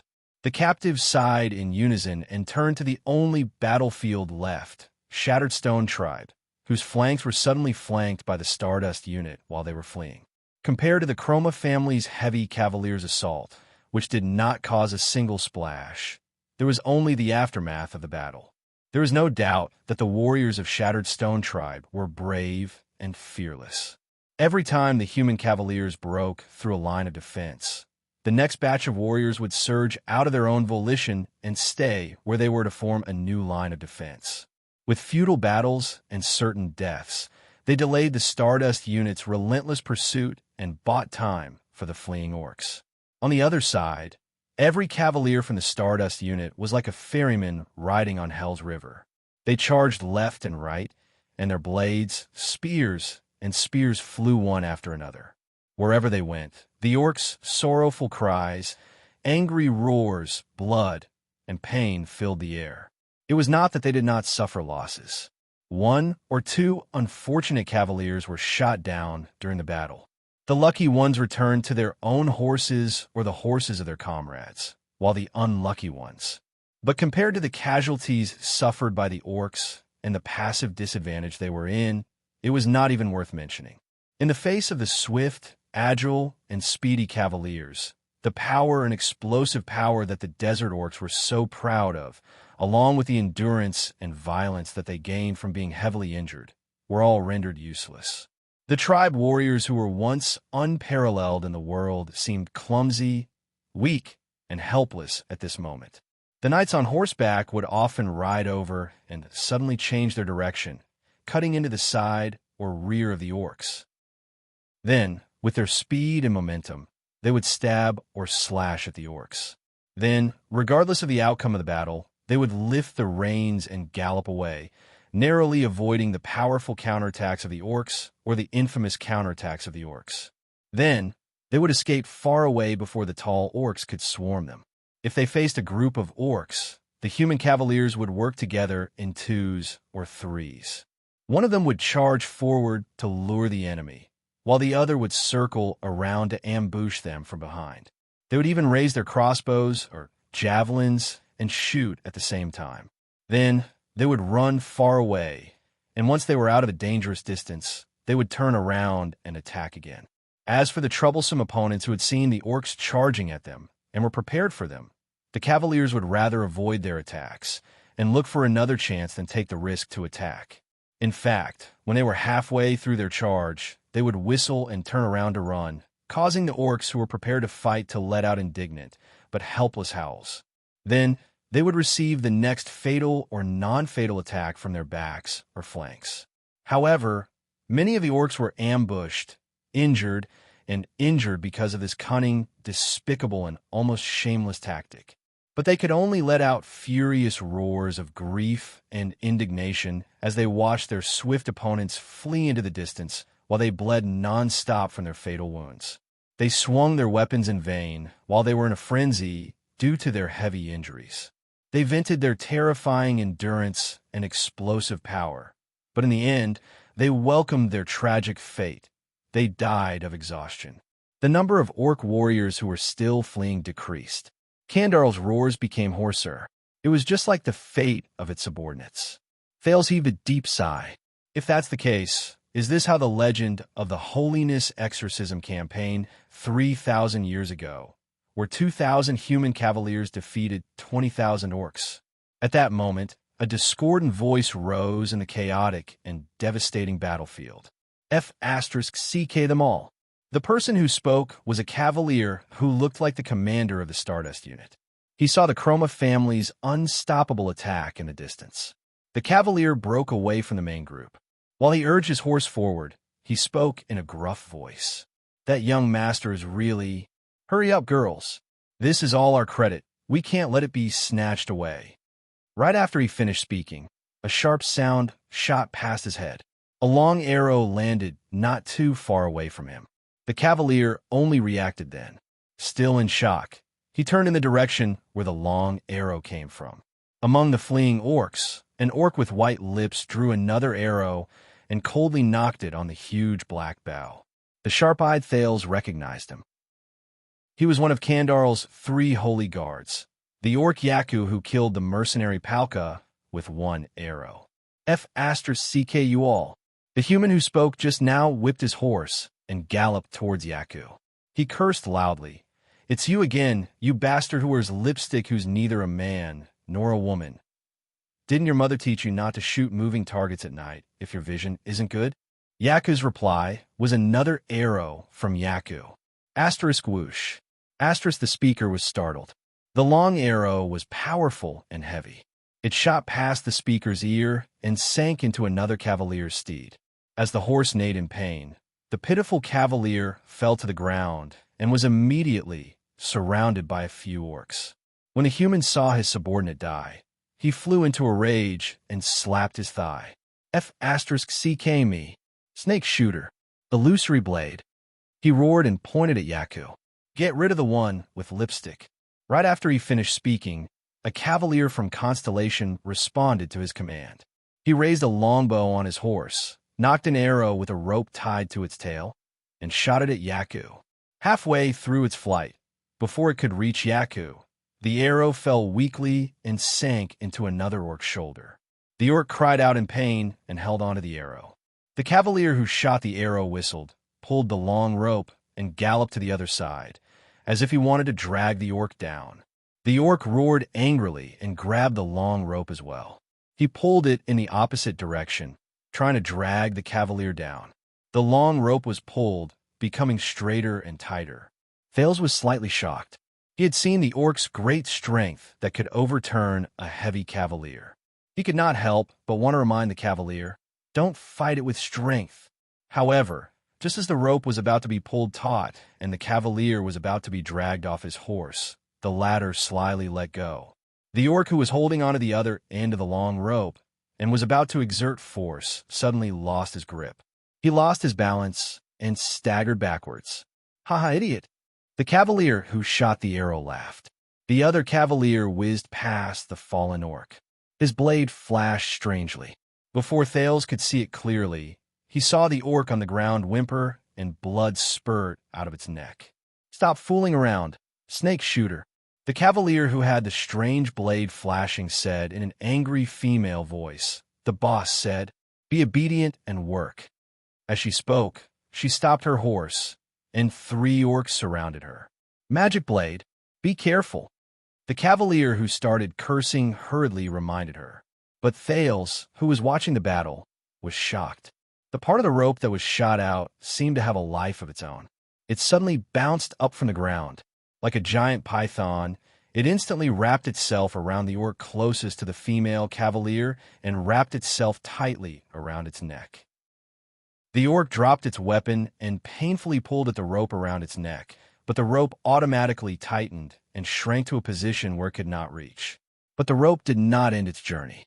The extra part of the rope bounced up again in a strange manner like a snake and wrapped itself around the necks of the other 2 orcs. "Don't worry, boss." The cavalier named Snake Shooter pulled one end of the long rope and flashed a thumbs up at the cavalier, who spoke with a smile. "Everything is under control." In the next moment, the blade flashed. Thales did not even see how the blade moved, but he saw blood splattering everywhere. The 3 pitiful orcs avoided the fate of being strangled to death. Their necks were slit one after another. "Enough, Snake Shooter." The female cavalier, named Magic Blade, flung the blood off her blade. She rode on her horse and raised her blade at Snake Shooter, who was pulling the long rope in a daze. She said in dissatisfaction, "We are going to kill the one with the lipstick. It's not for a fool like you to act cool." Snake Shooter screamed, "You don't understand. This is my way of fighting." Thales looked at the male and female cavaliers in surprise. His gaze moved back and forth between their snake-like rope and the strange blade. "What is that power?" The captive's surprise seemed to be no less than Thales. They looked at each other. Only Old Hammer's expression became more and more strange. Shut up. The cavalier who started cursing seemed to be very angry. That young master is coming to snatch the credit. Work hard, F*CK his mother. What the F*CK? He was careless and separated from the charging group. He was actually knocked to the ground by a despairing and enraged orc. Boss! Snake Shooter and Magic Blade cried out in surprise at the same time. Thales recognized it. The orc had blue battle makeup on and held a spiked mace in his hand. He was one of the 3 holy guards. The orc, Duraman. It was Thales Fruka. The blue-faced orc roared angrily. He raised the spiked mace in his hand and aimed it at his boss, who was pinned under his horse. Thales sighed. At that moment, the 4th cavalier dashed over. He raised his hand from afar. In an instant, the sand around Duraman flew up like an explosion. It pounced on Duraman's face. Asterisk whoosh. Asterisk as the sand and stones flew. Duraman put down its spiked mace, covered its eyes, and retreated in pain. Thales watched the scene in front of him in surprise. The flying sand seemed to be controlled by someone. It blocked Duraman's vision and prevented it from killing its boss. But more orcs saw Duraman's situation. They avoided the charging cavaliers and drew close to the Warchief's holy guards. The cavalier who stirred up the sand urged his horse to rush over to save Duraman while he shouted, "Strange Fire! Stop them!" Further away, the 5th cavalier, named Strange Fire, dashed over. He bent down and took out a few round jars from his saddlebag. "They're here." As his steed galloped, the round jars flew out of his hands and smashed at the charging orcs. The round jars broke one after another, and black liquid sprayed out, drenching the orcs' heads and faces. The cavalier, named Strange Fire, snapped his fingers. Asterisk boom. Asterisk Thales was shocked again. Flames. Endless flames erupted from the bodies of the orcs who were splashed by the black liquid. They screamed in pain and rolled on the ground from the heat. With the efforts of a few cavaliers, the boss finally crawled out from under his dead horse while cursing. But on the other side, Duraman finished rubbing its eyes and pounced on him with a roar. The other cavaliers rushed over in a hurry, but it was too late. Asterisk clang. Asterisk the spiked mace smashed down from the air. It smashed onto the shield that the boss had drawn. The boss grunted. Thales, who had seen its attack before, felt his heart tighten. *T. The power of Duraman the orc. As expected, the blue-faced orc roared with all his might, and the spiked mace came crashing down. The boss's face contorted, as if he could not withstand the orc's great strength. F*CK, strength. So amazing, he muttered intermittently. His whole body trembled, and he looked like he was straining himself. But the next scene exceeded Thales' expectations once again. The boss trembled and used his right arm to push against the shield. He slowly stretched out his left arm and grabbed one of Duraman's arms. Her dash before Duraman could curse. It was shocked to see that its spiked mace was being lifted up inch by inch. What? The human captives who were watching the battle were equally shocked. My God, is that Hercules? Quick Row blinked, but there was no mistake. In this contest of strength between humans and orcs, Duraman's weapon was being pushed up bit by the human in front of it with his physical strength. The cavalier named Boss gritted his teeth, raised his eyes, and continued to grab the enemy's hand with his left arm. Ah! The boss roared, and the muscles in his arm gradually tightened. Thales focused his gaze. He saw that the boss's left arm was one size thicker than his right arm. Finally, the boss erupted with unimaginable strength and lifted the spiked mace over his head. Asterisk bang. Asterisk he kicked Duraman back violently, then fell on the ground to pant. The orc Duraman looked at its weapon with an unpleasant expression. It obviously could not imagine that it was suppressed by a human. It panted heavily, and the anger and indignation in its eyes grew. It took large strides and attacked again, but the orc could not move forward. The sand under Duraman's feet suddenly moved, as if it had turned into the softest and weakest water, causing the orc to sink into it. As the sand sank to its waist, Duraman could no longer move freely. It grunted and struggled desperately. In the next second, a rope that came out of nowhere slithered over from the sand like a snake and wrapped itself around Duraman's hands. Its spiked mace fell to the ground. F*CK. Mystic eyes, work harder. The cavalier, named Snake Shooter's expression was tense. He held the reins in one hand and the rope in the other as he stared at the entangled orc. This guy is so strong. The cavalier named Mystic Eyes urged his horse forward. He also had a constipated expression as he stared at the sand on the ground. He looked like he was having a hard time. This is already my full strength. Snake Shooter, don't be lazy. However, they still firmly restrained Duraman, who was trying to break free. Then, the boss panted enough and got up from the ground.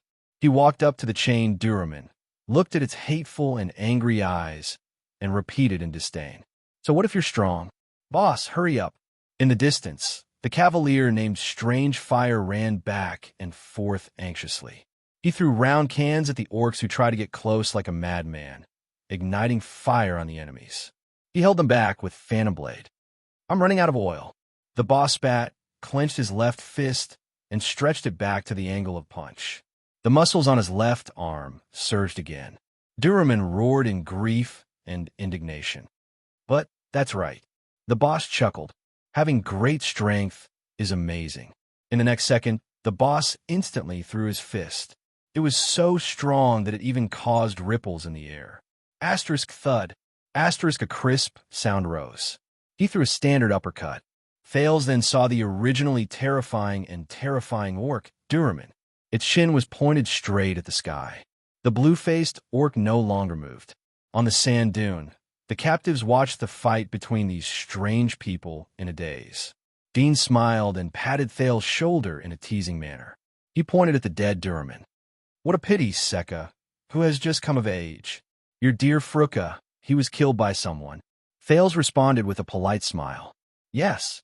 The prince waved his hand in a seemingly resigned manner. It's a pity that I can't kill it with my own hands. My God, Old Hammer did not seem to have any intention of joining in on this little joke. He stared at the group of strange cavaliers with their own nicknames. Those people are not as simple as the Stardust unit. So who are they? Quick Rope asked curiously. Freaks, Old Hammer said coldly, or the Freak Squad. That's what we call them in Blade Fang's camp, and even in the entire Western front lines. Everyone responded in surprise. Freaks? Freak Squad. Thales mulled over this term, and his expression changed. Could it be, yes, that's a group of freaks? The veteran of Constellation turned around with a conflicted expression. Baron Williams personally pardoned and recruited them despite the criticism and accusations. Since their establishment, they've caused countless troubles.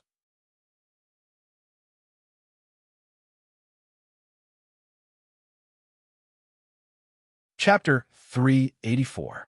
The raging fire illuminated the dark sky, and the blood was crimson. The battle had started abruptly, but in stark contrast, it had ended quietly. Unknowingly, the sounds of fighting and roars became sparse and almost inaudible. The movements of the combatants gradually changed from fierce swings to precise stabs, and the last hit. The orcs at the very front fled further and further away. They ran out of the sand dunes and the illumination of the fire, disappearing into the night. The Stardust unit, who were charging back and forth, gradually stopped. They reined in their horses amid the corpses and blood on the ground to check and confirm the results of their battle. On the other side, the Chroma family's cavaliers had long since gotten rid of the orcs at the rear. They met up with the Stardust unit in a mighty manner. But all of this had nothing to do with Thales and the human captives who were being escorted down. They were not ignored. After the battle ended, the cavaliers with single-winged ravens painted on their robes and shields rushed up the small sand dune. They chased the orcs down the sand dune unceremoniously after they berated and chased them away. Thales believed that if they showed even the slightest bit of resistance and dissatisfaction, the group of unhappy cavaliers would not mind drinking more blood with the weapons in their hands. Hence, the people in the merchant group, including the mercenaries, became captives for the second time. Under the close supervision of a team of Chroma family cavaliers, They obediently walked down the sand dune and walked towards the messy battlefield. "Walk faster, desert bandits," a cavalier with a long spear urged impatiently. "We are not desert bandits, honorable sir." Tormodin tugged at his collar and protested sternly. Perhaps because he was no longer facing the ferocious and evil orcs, the master of the merchant group regained a lot of his courage. "It's a merchant group, a legitimate, legal, and qualified merchant group. My ancestors used to be—" The cavalier with the long spear smiled. "I'm not an adult. My ancestors for 7 or 8 generations were probably farmers.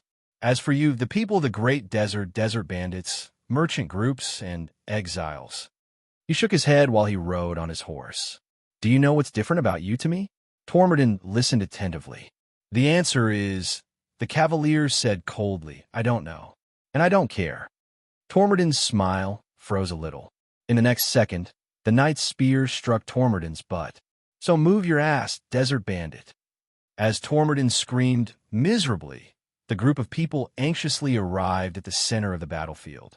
The fire caused by the eternal oil was much smaller, but it was still burning, illuminating everything around it. The Chroma family's cavaliers laughed brazenly as they cleaned up the battlefield.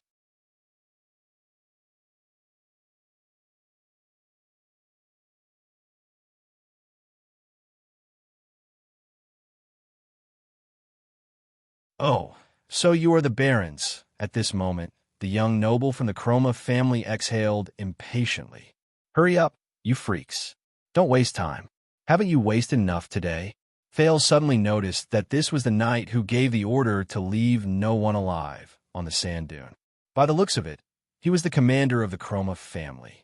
When he heard the word freak, Captain Duro turned to the young noble. His smile did not diminish, but his eyes shone with a cold glare. "Baron Gertz, according to what we agreed on, can I negotiate with you?" The young nobleman, Goose, shrugged. "Whatever." Duro nodded. He then turned around, narrowed his eyes, and carefully sized up the merchant in front of him. "Eternal oil." The psionic's next words made Tormodin tremble slightly. He pointed at the burning camp in the distance. "How much oil did you get to start a fire of this scale? 10 barrels? 20 barrels? At that moment, Tormodin smiled awkwardly and ingratiatingly. He looked left and right, and his gaze kept moving between the flames and Duro. "Sir, we just met some illegal smugglers on the way and bought the oil. I mean, we can't let it flow into the Great Desert, right? But I swear I didn't participate in any." Dean sighed quietly behind him. "Bullsh asterisk T. Aside from those orcs just now, our people have already cleaned up the surrounding area." Duro snorted coldly.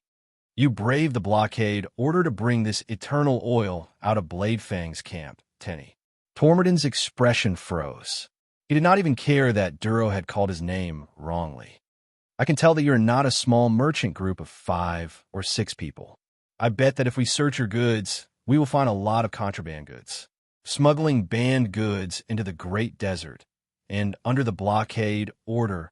Duro sighed, and his gaze became fierce. "I don't think this is a legal business activity. You know, it can be convicted." The captives frowned.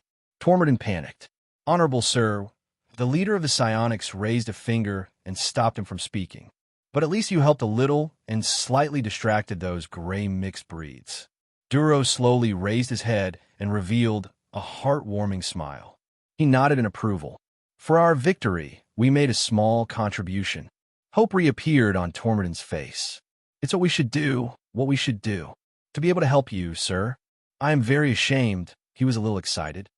"So, but you still let the orc leader escape," Baron Gertz said coldly, and he sounded like he was in a difficult position. "It's all thanks to your touching tactical cooperation, Stardust Unit." The smile on Duro's face disappeared. "We will discuss this issue later, Baron Gertz. Not now." Gertz snorted coldly. Thales was deep in thought as he watched the two groups of people who stood on two sides and seemed to be in a stalemate with each other, as well as the two commanders who seemed to disagree with each other in their words. Duro turned his head around and looked at Tormodin, who was at a loss. He smiled and said, "So, even though your violations of the law are despicable, Tinny, I am still willing to put in a good word for you in front of the judge and give you a chance to choose. A chance to choose? Thales frowned slightly. He noticed that the freaks behind Duro looked at each other and smiled mysteriously. Opposite Duro, Baron Gertz looked to the other side in disdain. Tormodin sucked in a breath, and tears almost filled his eyes. Sir, thank you very much. By the way, my name is Tormodin, not Tenny. The leader of the psionics accepted his gratitude with a smile. So, Tenny, colluding with the enemy, being a spy. Which of the two crimes will you choose? His words stunned the entire group of captives. Colluding with the enemy? Spy? Even Thales could not help but be stunned. He wondered if he should reveal his identity. Tormodin widened his eyes. What? Duro sighed. Don't be surprised, Tenny. Judging from the large pile of resources you have as evidence, you will definitely be charged with these two crimes, and it will be enough for you to be sent to the prison of bones. The leader of the freaks in the Stardust unit looked at them with a troubled expression. He then smiled. But I still gave you a choice. You can choose one of them. Isn't that great? Tormodin's face turned from red to green. No, sir, I swear, we are not. You can't make a small contribution. While Tormodin was rambling incoherently, Duro raised another finger. But the captain's eyes flickered slightly. If there is not enough evidence, I think it will be very difficult to establish the crime, and the judge will not be able to do anything to you. Tormodin froze. Not enough evidence? What do you mean? He stared at Duro, not knowing why. Look, your eternal oil is almost used up. Duro sighed and pointed at the burning camp in the distance. Without evidence, I don't think the judge will be able to make things difficult for you regarding the smuggling of eternal oil. Tormodin stared at him in a daze. Duro walked forward and wrapped his thick left arm around the merchant's shoulder. He brought him around in a circle, unable to resist, and took in the scene around him. It was the camp in small tents set up by the merchant group. The goods piled up there were scattered during the fierce battle, and the ground was in a mess. But look at your surroundings. Your goods, be it smuggling, violating the blockade, or contraband.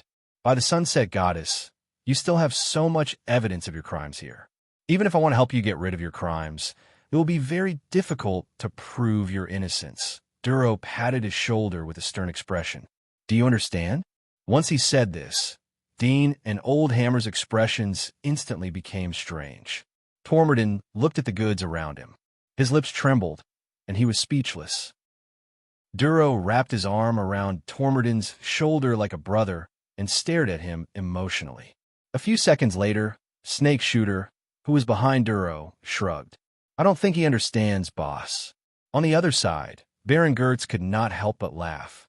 The psionic instantly felt a little awkward. He sighed, let go of Tormodin, and pushed him back into the ranks of the captives in disappointment. His thick left arm made Tormodin stagger. All right, then, the two crimes of collaborating with the enemy and being a spy.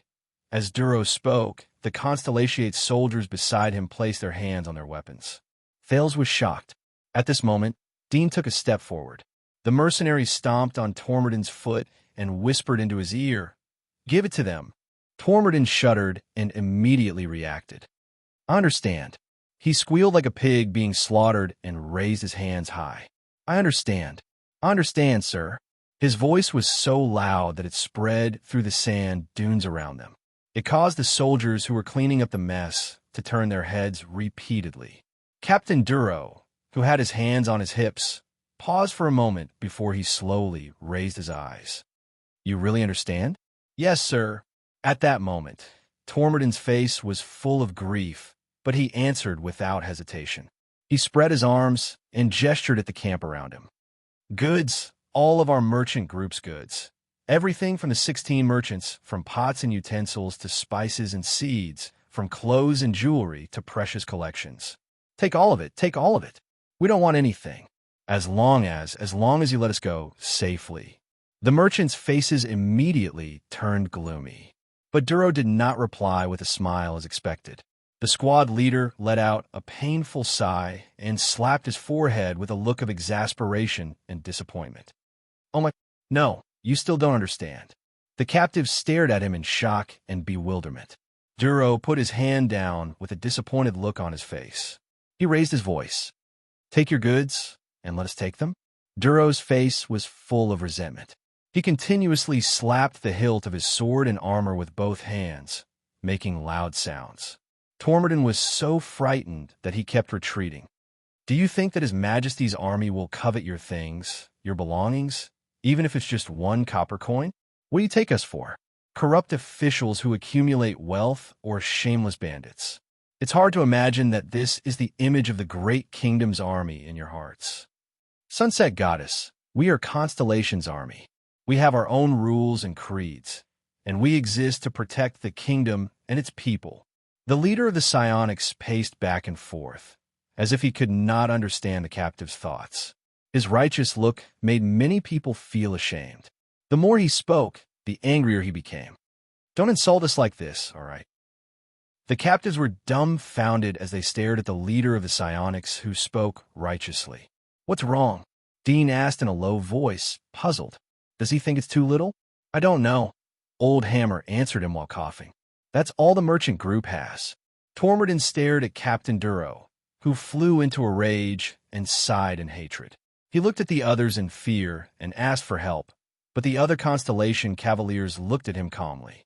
If you are not satisfied, I still have a sum of money after we return to Bladefang's camp. Duro stopped moving. He spread his hands and stared at Tormodin in disbelief, as if he had seen the most unbelievable thing in the world. What are you doing, Tony? You actually try to bribe me? Bribe me? Bribe the glorious kingdom's army and His Majesty's soldiers?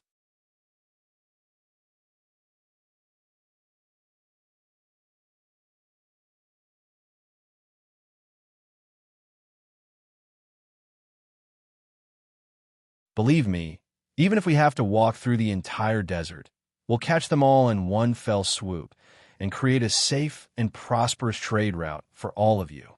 The captives felt a chill in their hearts, and they quickly nodded vigorously. That's great, Duro said in satisfaction. With this, you can return home safely, and we've completed our duty to protect the country. I'm really gratified that the warriors at the front line and the civilians at the rear understand each other. They're like fish in water. How can Constellation not be strong? How can it not rise? How can it not be revived? Thales only felt that his smile was a little sour. Tondi, if I were you, I'd definitely marry my daughter to him. Really, if I had a daughter. Duro patted his shoulder in the end, glanced at the goods around him, and said with a sigh, Believe me, this dowry will definitely be profitable. Thales smiled stiffly. Finally, Duro waved his hand. That's enough. Pack the necessary luggage. Remember, if it's necessary, such as 10 camels, then go back to Bladefang's camp. Be careful on your way back, but don't worry in the desert. Duro clenched his fists, smiled, and shook his thick arm. We will always be your most solid support. Tormodin, who had instantly become penniless, responded to Duro with an ugly smile. The merchants and mercenaries' faces were livid. They averted their gazes from their solid support. Thales sighed in his heart, but in the end, he did not say anything. At this moment, wait. Baron Gertz, who had been silent all this while, spoke. There was anger in his voice. I've had enough. Duro looked at the single-winged crow flag behind Baron Gertz and frowned. What? I'm a noble. Gertz lowered his arm and said coldly, I'm sorry, Captain Duro, but I can't just watch as you snatch what belongs to them. The captives were instantly shocked. What do you mean? Gertz walked in front of Duro and looked him straight in the eye. You, return the goods to them. We came out with a mission to sweep through the desert, not to collect money. The leader of the psionics was stunned. The captives were stunned as well. Duro used a few seconds to understand the current situation. I thought we had a good time working together, Gertz. Duro scratched the back of his head. Listen, no one likes to work with you, Gertz said coldly. Freaks. The others' faces darkened. Duro let out a sigh. I know, and I understand. No one wants to come to this godforsaken desert during this season to suffer, chase after and drive away those poor scum, and get pitifully little rewards. The leader of the freaks, who belonged to the Stardust unit, stared solemnly at the Baron in front of him. So please, this is a rare opportunity. Don't block me. I just want some compensation. Baron Gertz shook his head. His gaze was cold. My men have never complained about this. As he spoke, the soldiers of the Chroma family tensed up and surrounded the Baron. The leader of the freaks fell silent, but he did not show any signs of weakness. He placed his hands on his hips and took a step forward. His right hand landed on the hilt of his sword. His thick left arm trembled. The members of the Stardust unit, including the Freak Squad, also took a step forward with hostile expressions. The atmosphere in the room became tense. Thales watched this scene in surprise. Logically speaking, both sides were ordered to clean up the desert and welcome me. But based on the current situation, it might not be a good idea for both sides to work together. Among the captives, Old Hammer's expression was unpleasant. Damn it, we're caught in the middle again. At this moment, Tormorden raised his trembling hand. Your Grace, actually you don't have to do this for us, but Baron Gertz did not buy it. Shut up. Gertz refused immediately. This is not for you, merchant.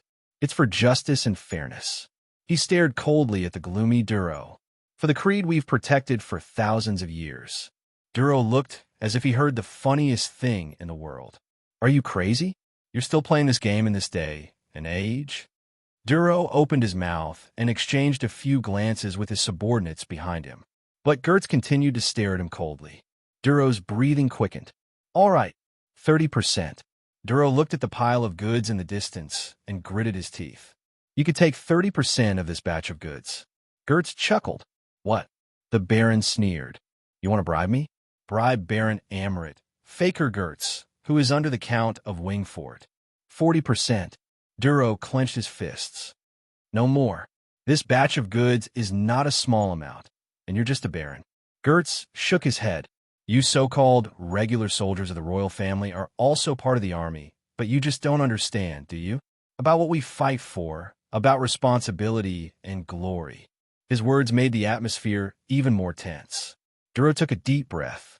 Listen, I know you're unhappy that we let that orc escape today and you lost your battle achievements, but listen, don't cause trouble. There are many important people watching. Trouble? The real troublemakers are people like you. Gertz did not back down. Count Chroma often told me this. I'll say it again. Return the goods to them. Duro stomped his feet violently. 50-50. He pointed at his feet in exasperation. That's my bottom line. Gertz snorted and laughed. My God, I can't believe it. Even now, you still want to use money to avert disaster and keep the peace. Baron Gertz sighed and said, The king's power is too great. Under his wings, which he cannot see, there will always be maggots like you who will erode the foundation of the entire kingdom. This is the meaning of our existence. The nobles must check and balance the king's power, and we'll start with the domineering army under him. Thales watched them go back and forth, but there was not much substance to their conversation, and there was not much in common. He felt that it was a little strange. Gertz, could it be that this vassal of the Chroma family is an idealist? But in the current situation, the eruption of a conflict between them is not very optimistic for the captives. Duro fell silent. You really know how to involve people, Your Grace. But you won't want to fight with us here because of this. The captain pointed at the sky and said in a low voice, The people up there, be it the barons or the counts, or even they will not be happy. You're right. Gertz answered him coldly. He placed his hand on the hilt of his sword. I think so too. Then, do you want them to be happy? Freaks.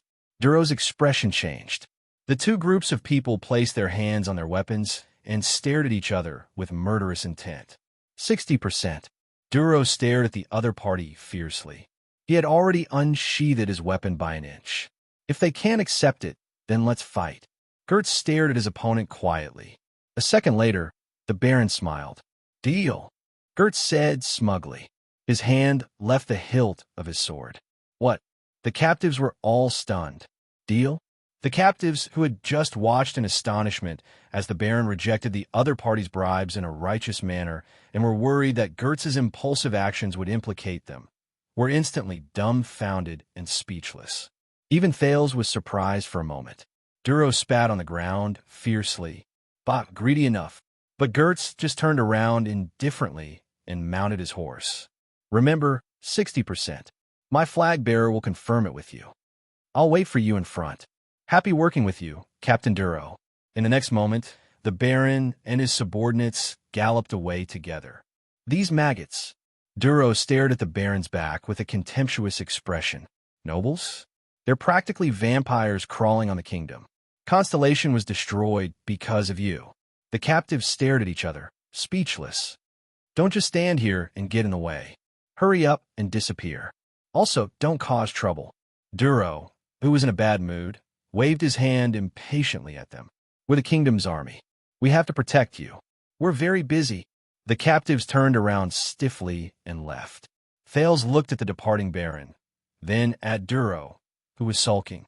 A few seconds later, he let out a long sigh. He stopped himself from taking a step forward, held back the words he was about to say, and turned around with the others. No, Thales shook his head quietly. No, the sky was getting darker. As the cold wind rustled, the people in the merchant group walked to their respective camps with complicated emotions. They packed up the remaining luggage and corpses. The Stardust unit watched them strictly to prevent them from taking away too many goods that were already lost. But Dante's great swords were gloomy and gloomy. Honestly, among the mercenaries, Louisa closed the eyes of Palka's corpse with an expressionless face. She said hoarsely, I don't think Tormodin will pay us anymore. At least, he won't pay us enough. He'll have a good reason to shirk his responsibility and even blame us. Palka can't haken. There are so many casualties, everyone's compensation. Louisa could not continue speaking. Dante's great swords fell silent. The atmosphere became very oppressive. Dean sighed, took Kant's great sword from his hand, and pushed the big man into the sandpit he dug. I'll think of something. Now, let's pack up our things first. We need to be skillful in packing. Don't let them stop us. Mickey punched the sand hard. What was that just now? The Baron Bone Man glanced at the cavaliers in the distance, who were searching everywhere. He could not hide his anger. That group of... Dean shook his head but did not speak. Thales, on the other hand, sighed.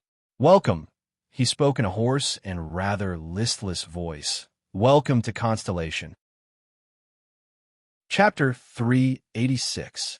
Compared to the journey they took, the merchant group's return journey was much more peaceful.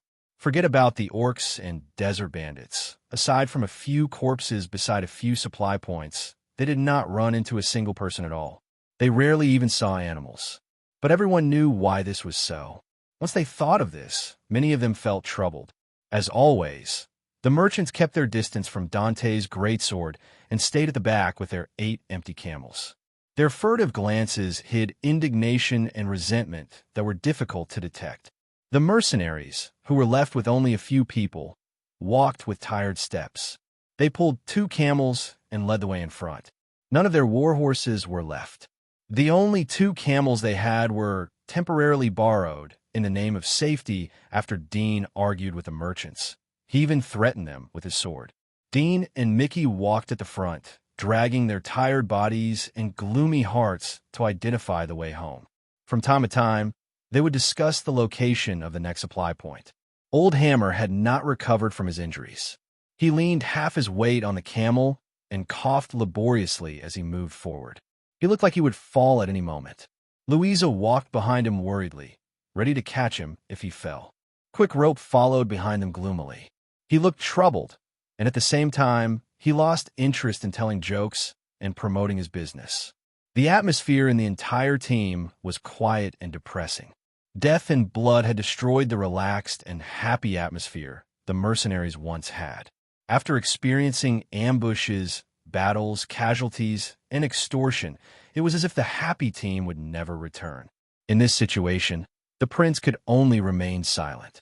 He tightened the crossbow on his shoulder, pulled up the scarf to shield his face from the sun, and consciously walked at the end of the mercenary team. After fighting side by side against the orcs, he was much more familiar with this team that had suffered heavy losses. Fortunately, perhaps because the Constellation Cavaliers had gotten rid of most of the threats, or perhaps because their misfortune was finally over, other than the endless yellow sand under their feet and the scorching sun above their heads, there were no other accidents on the way back. As the journey grew longer, Every time Thales stepped on the sand, he felt something strange. The ground under his feet seemed to have come alive again, and with every step he took, it would tell him the direction and the terrain. So, finally, on one of the days when the sun was setting and the team moved forward quietly, Thales paused when he climbed a sand dune. The mercenaries in front of him stopped. Louisa exhaled. There was a complicated feeling in her voice. No one spoke. "What's wrong?" Thales caught up to him and asked cautiously. Dean turned around and said, "We're here." Thales paused.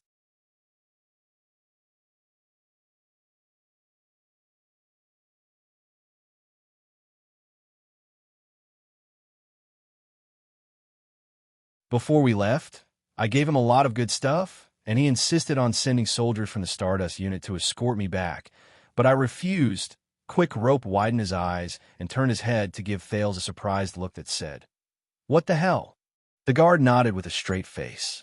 He then turned around and whispered into the ear of an officer with a higher ranking. "I have a bad feeling about this," Old Hammer whispered. Louisa frowned a little. "Why?" Old Hammer shook his head and pointed at the soldiers who were guarding in front of the barricades with hostile expressions. "Because I think I recognize them." "They are not." Before he could finish his words, he saw the officer nod. The officer strode forward and sternly gave an order to the Constellation soldiers present. "Take them down." Tormorden's face turned pale in an instant. The officer pressed his hand against the weapon at his waist coldly. Disobeying orders, going out without permission, and even bribing the army. "You are really audacious." The mercenaries looked at each other in shock. Tormorden waved his hand anxiously as he stared at the dozen soldiers who pressed their hands against their weapons and surrounded him. But Captain Duro said, "I don't care what that freak said." The officer said sternly. He pointed at the Constellation flag above his head. "This is Constellation's land, and we are a sacred army. No one can bend the law for personal gain in the face of the law." Tormorden seemed to have turned into a helpless kitten in an instant. He was a loss and full of grievances. "But, Duro, aren't you together?" The officer frowned. "Who the hell told you that we are together with those freaks?" He took off the shield behind him and knocked hard on the picture on it. Thales narrowed his eyes and was surprised to see that there was a huge and terrifying skull on the shield. It had 4 black eye sockets. "This isn't that. Do you see it clearly? This is the 4-eyed skull." The officer said proudly and contentedly, "We came from the ruins, and we are soldiers from the Fakenhas family. We're not the same as those bastards from Williams." Tormorden was completely dumbfounded. He stared at the unfamiliar skull and muttered, "That's right. The 4-eyed skull," Dean sighed quietly. Thales thought more about it. "The people guarding Bladefang's camp are the direct recruits of the Fakenhas family. That means that their commander is at least... You have 2 choices," the officer said arrogantly. "Pay the fine, or I will send you to the prison of bones." As the merchants wailed in fear, the soldiers of Constellation closed in on them. The mercenaries gritted their teeth, while Thales clenched his fists. He wondered which of the soldiers was the highest commander. At this moment, Colin, Old Hammer's voice rose. Small-nosed Colin. The righteous and stern officer was momentarily stunned. "Who?" The officer with the small nose looked around in puzzlement. "Who's talking?" "It's me." Old Hammer sighed and walked out of the crowd. "I served under Lord Mon together with you, and we were even ambushed when we were squatting in the pits together." He did not need to continue speaking. "Hammer." Small-nosed Colin widened his eyes. Old Hammer smiled awkwardly. The mercenaries looked at each other and sighed in relief again. A few minutes later, the merchants entered Bladefang's camp dejectedly under the escort of the soldiers. Their camels were led away by the soldiers from Fakenhas family as a fine. Dante's greatswords stood on the other side and quietly waited for the result of Old Hammer's negotiation. On my sunset, Colin smiled as he watched the 10 camels being led away. He patted Old Hammer's shoulder and spoke in the Western Desert accent that he was used to. "Hammer, how did you become a seller of swords?" Old Hammer sighed. "It's a long story. Have there been any major operations recently? Why were the soldiers from the ruins and Wingfort recruited at the same time, and they even entered the desert with the regular army?" Thales's interest was piqued by these words. He listened attentively with his hell's senses. Colin rubbed his hands. It's also a long story. In short, it's not just them. Over the past 2 months, Blade Fang's camp has been filled with recruits from all over the Western Desert. Brave Soul's Fort, Wing Fort, Lycanon, and even New Offering Land. Many of them are nobles or noble soldiers who can bring their own horses. Even the Skull Guards and Raven Whistle Light Cavaliers are taking turns to enter the desert. Old Hammer frowned. What happened? I saw them chasing after orcs in the desert. Colin shook his head.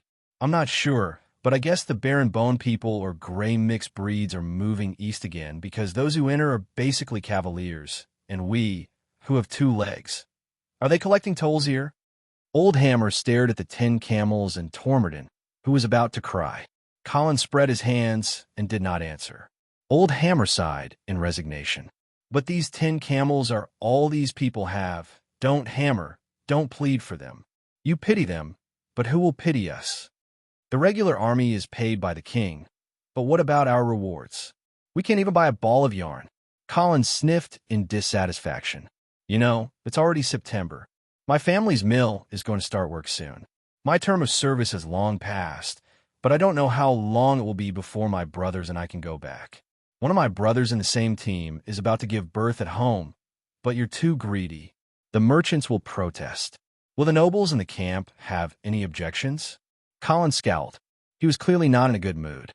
Listen, Hammer, you haven't been in the army for a long time. It's different from the Desert War. Blade Fang's camp is no longer managed by the Fakenhas family. The small-nosed officer waved his hand. Now, this is the territory of the regular army of the royal family. Usually, the profits belong to those brats under Williams. There are many places where we can take advantage of them. If it weren't for the regular army going on an expedition and not having enough manpower, do you think we would be able to stand here? So, who cares if they protest or not? We'll just take whatever we can. After all, if anything happens, it'll be William's problem. Thales listened to these words and fell into deep thought. Listen, Colin put his arm around Old Hammer's shoulder. For the sake of the past, I won't make things difficult for you. I won't take the mercenary tax either. But when you go back, remember to send a message to my father. Tell him to keep an eye on my wife.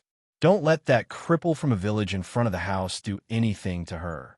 Finally, with Old Hammer's comradeship, Dante's great swords entered the city, or rather, the oasis camp that occupied a large area in the desert. When they passed through the boundary formed by low walls and barricades, they were greeted by a crowd. It was a crowd that Thales had not seen for a long time. They rubbed shoulders against each other, and there were shadows everywhere. You knew, right? Go and extort money from others. We're not white pigs. Dean coldly pushed away a man who looked drunk.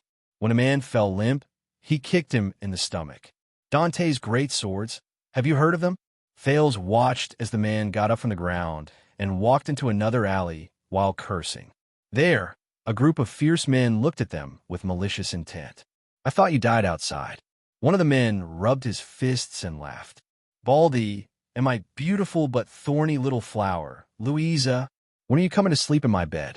I guarantee it'll be more comfortable than Big Dean's bed. F***CK yourself. Louisa expressionlessly gave him the middle finger and continued walking forward. The man laughed loudly. I'll give you a piece of news for free, Baldy. He picked his nose. It's very chaotic here recently. Don't provoke, big soldier. Maybe there's some nobles' personal guards. The bald mercenary frowned when he heard that. Dean turned his head around and said to Thales, follow closely, don't get lost. You don't want to be alone in Blade Fang's camp. These people are scarier than orcs. Quick Rope nodded fiercely behind him. Walking on the streets between the fortresses, Thales looked around in surprise and anxiety. He quickly understood the characteristics of Blade Fang's camp. The architectural style here was not even as orderly as that of a normal Constellation village, but it was as chaotic as Dragon Cloud's City Shield District and Eternal Star City's Lower City District. There were people coming and going between the yellow sand and gravel. Because the roads between the fortresses were uneven and varied in width, it made the place look even more chaotic and disorderly. The style of the people on the streets was completely different from the Northlanders and the Constellationates Thales had seen before. They were light and shaded, and many of them had their heads covered. And if one added sound to this picture, dragon-kissed land velvet, which even the king can enjoy. Only 2 silver coins per bundle. Do you want to know the story of your life? An authentic descendant of the Baron Bone tribe, the beloved of the desert god, your fate will be divined for 6 copper coins each time. Hey, handsome boy, don't you feel lonely sleeping alone at night? Do you want to see my face? Why don't you look at my legs? Yes, I'm a man. Hey, that's not right. If you don't believe me, come and touch me. Which part of my body is worse than a woman's? Hey, you've already touched me, and you want to leave? Come look at my pecs and fists. Look at the brothers behind me. Say it again. Are you going to pay up? Are you going to pay up? Are you going to pay up? Are you going to pay up? Do you really want to kill someone? Do you really hate someone? Do you really want to sleep with someone's wife? I, Mailer, the experienced mercenary who has seen countless bloodshed, will help you kill someone for 10 gold coins. He guaranteed that he wouldn't make a move in the city. His methods were clean, and he would dispose of the corpses neatly. You can pay the deposit now, and the rest will be paid after the mission is completed. What? You're saying that I stole your wallet? Damn it. Do I look like someone who would steal from you? Look again. Is this your wallet? That's right, it is. I've never stolen. This is daylight robbery. F***CKU. Believers. Lambs. The calamity is coming again, and Dark Night will return. Only believers will live. Go to the Dark Knight Temple now and watch the latest drama. The story between the Dark Knight God and the King of Renaissance's Queen must be told. There's a chance to get an unexpected reward, right? You're not allowed to act this? Hey, you heard wrong. I'm talking about the latest drama. The story between the Dark Knight God and the King of a nation's Queen must be told. Hey, what are you doing? Let me go, sob. You can't interfere with the freedom of art. Dark Knight will return to save us. Put away your weapons. Put away your weapons. Sabers, spears, swords, axes, bows, shields, spears, and hammers. I don't care if it's second-hand or newly made. I don't care if it's for military use or for personal use. What if the camp is sealed? Merchant Billy will help you. Go around the desert from the east and avoid the patrols. It's absolutely safe. Comfortable camel caravan. Go straight to Saradukedom. 1 gold coin per person. Merchants peddling their wares along the streets. Mercenaries carrying swords. Adventurers in a hurry. Prostitutes who practically exposed all their body parts. And of course, there were also groups of soldiers. The entire journey was bustling with activity, and it was very lively. Dante's great swords habitually squeezed through this strange and varied crowd. From time to time, they would use fierce gazes and rude actions to scare away a lot of people who were eager to cause trouble. According to Mickey, it was Thale's white pig appearance that attracted a lot of attention. If they were not fully armed, there would have been more trouble. They finally turned around a fortress with a window and arrived in an empty space that was not as narrow and blocked off. Dean stopped and said solemnly, I have to go to the garrison house and look for Frank. He needs to know about this. I'll go with you. Louise's expression was gloomy. After all, I'm the captain. Dean nodded. Mickey glanced at Dean, then at Louisa.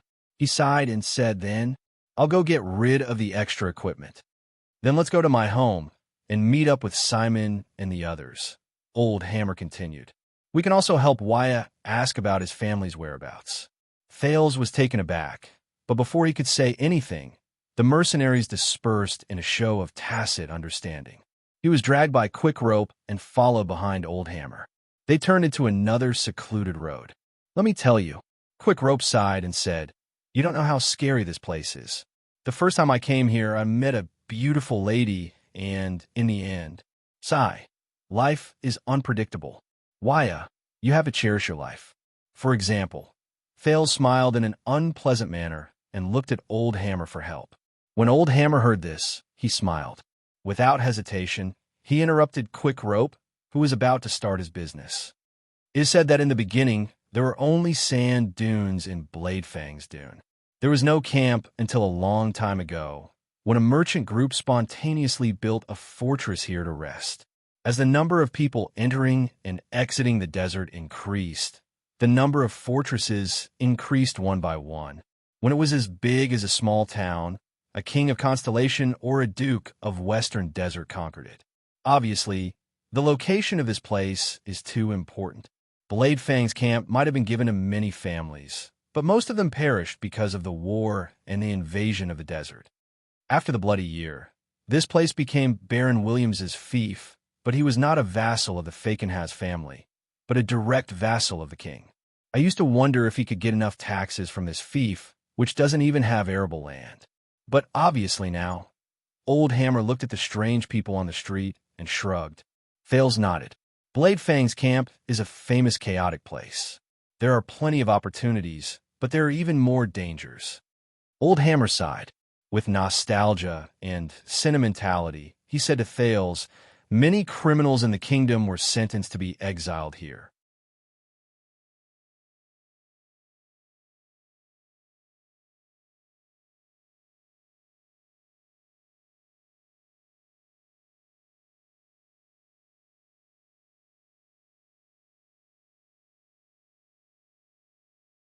All sorts of businesses and transactions came and went, and the currencies of many countries were used in a mixed manner, causing Thales to once again have a new impression of this desert frontline. The three of them walked through the dusty streets.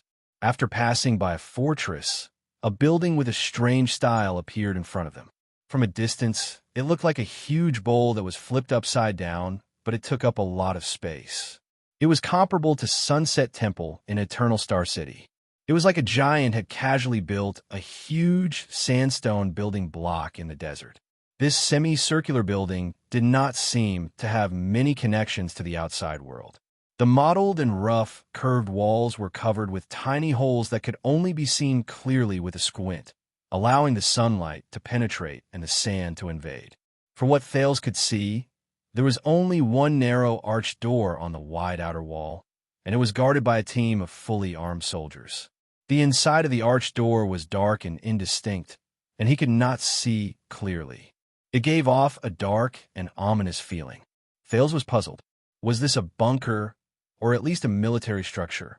Or was it the commander's residence? Then, perhaps, he could see it here. Oh, do we really have to take this path? Quick Rope's dejected voice rose. He covered his head and did not look at the building. Don't complain. Old Hammer did not even turn his head around. This is the fastest path. What do you mean? Thales pointed at the semicircular bunker that looked like a coliseum in puzzlement. That's... Quick Rope let out a strange sigh. The Prison of Bones. The place you don't want to go the most in the world. As he stared at the group of guards, Thales froze. The Prison of Bones? Old Hammer nodded. The place where the felons of the entire Western Desert, and even the kingdom, are exiled. Thales seemed to have understood something. He knew this place. When Constellation was first established, the unfamiliar wasteland that bordered Extet in the north, the Great Desert in the middle, and the small countries in the south was a veritable nightmare. As a newly conquered border of Constellation, most of its territory was uninhabited, and the borders were filled with dangers. It was attacked by sandstorms all year round, and the terrain was not suitable for living. Aside from the fact that the Fakenhas family was conferred titles due to meritorious deeds, there were many historians who believed that the Fakenhas family was sealed in Western Desert as a form of punishment in disguise. In truth, it was a reflection of their terrible relationship with Tormund I. Only the noble suzerains who were exiled to this place due to their crimes would unwillingly settle down there. Year after year, day after day, Western Desert Hill became what it was today. During this period of time, the cruel prison of Bones added color to Western Desert Hill's arduous journey and fierce reputation. No one knew when it started, but when the usual sentences were no longer suitable for the criminals who had committed heinous crimes or were highly controversial, they would usually be exiled to Western Desert, to Blade Fang's camp, and imprisoned in the infamous Prison of Bones. They would serve their sentences in a new way to atone for their crimes. This would not only save the judge and the local prison trouble, but also provide free labor to the difficult Western Desert and even Blade Fang's camp, relieving the heavy pressure on the Western front lines. Do you see the parts on the ground? Those small windows? That's the white prison in the prison of bones. Old Hammer cast a sideways glance at the ominous building to avoid the guard's scrutinizing gaze. The people imprisoned there are those who have been convicted locally, and their crimes are light. At least they can see the sun, and they only need to do hard labor to atone for their crimes. Quick Rope did not interrupt, which was rare. He only stared at the oppressive prison of bones in disgust. But the white prison is only a small part of the prison of bones. Most of it is the black prison built underground. There are countless deep caves that never see the light of day, and they're specially prepared for the serious criminals who are exiled from various parts of the kingdom. The more serious their crimes are, the deeper they are imprisoned. As the black prison progresses downwards, the number of criminals will decrease, and it will become more dangerous. Once they enter black prison, there is no other way for them to leave other than joining the Suicide Squad, charging at the front lines with their lives on the battlefield, or acting as bait. Thales stared at the foundation outside the prison of bones and imagined the scene below. Old Hammer sighed softly. Of course, it's not easy to find a Suicide Squad. The slots are also very tight. After the Desert War ended, there are not many places that need Suicide Squads. Once they lose this chance, the remaining people in black prison can only wait to die of old age, leaving behind white bones for the unlucky ones to step on. That's how the prison of bones got its name. Let's go. Quick Rope frowned unnaturally. He looked a little uneasy. This place makes me nervous. Old Hammer patted his shoulder. Rope first came here. He was once tricked and sent to white prison. I guess he had a deep impression of it. Thales looked at Quick Rope in surprise. But Quick Rope only pursed his lips and did not answer. Thales wisely stopped asking questions. He averted his gaze from the mysterious and deep prison of bones. They left the area of the prison of bones and went around the corner of a square fortress. So where are we going? Old Hammer shrugged. My home. Thales could not help but be stunned. Your home? I thought you said that your home is in the ruins? Old Hammer chuckled and shook his head.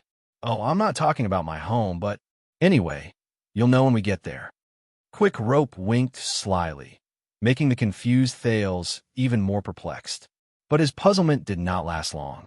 After crossing another dusty street, they squeezed their way through the crowd and arrived in front of a 3-story oval-shaped fortress. The front door was wide enough for a carriage to enter. It's here. Quick Rope patted Thales' shoulder. My home. Thales raised his head curiously and noticed that there was a huge wooden sign hanging in front of the fortress. There was a vivid picture of a wine glass carved on the sign. Wine was spilling out of the glass, and it swayed slightly with the wind in the desert. The moment he saw the sign clearly, the prince's eyebrows twitched involuntarily. There were 2 big words carved in the center of the wine glass. My home. There was a row of small words carved under the sign. Humans will die, orcs will fall, the queen will pass away, but we will never close our doors. It began in year 38 of the calendar of eradication, Queen Erica's last wine glass. Thales did not know whether he should laugh or cry as he followed Old Hammer through the door. What greeted his eyes were more than 10 wooden round tables that were placed haphazardly. The place was filled with the sand and dust unique to the desert. All sorts of customers and tavern ladies came and went, toasting each other and making a lot of noise. From toasting songs to the sounds of dice games to quarrels and angry shouts, almost all the sounds came at the same time, and it was very lively. Old Hammer ignored Thales' surprised gaze. He pushed aside 2 drunk men who were about to fall under the table in a familiar manner and stuffed a copper coin into the chest of a waitress who blocked his way.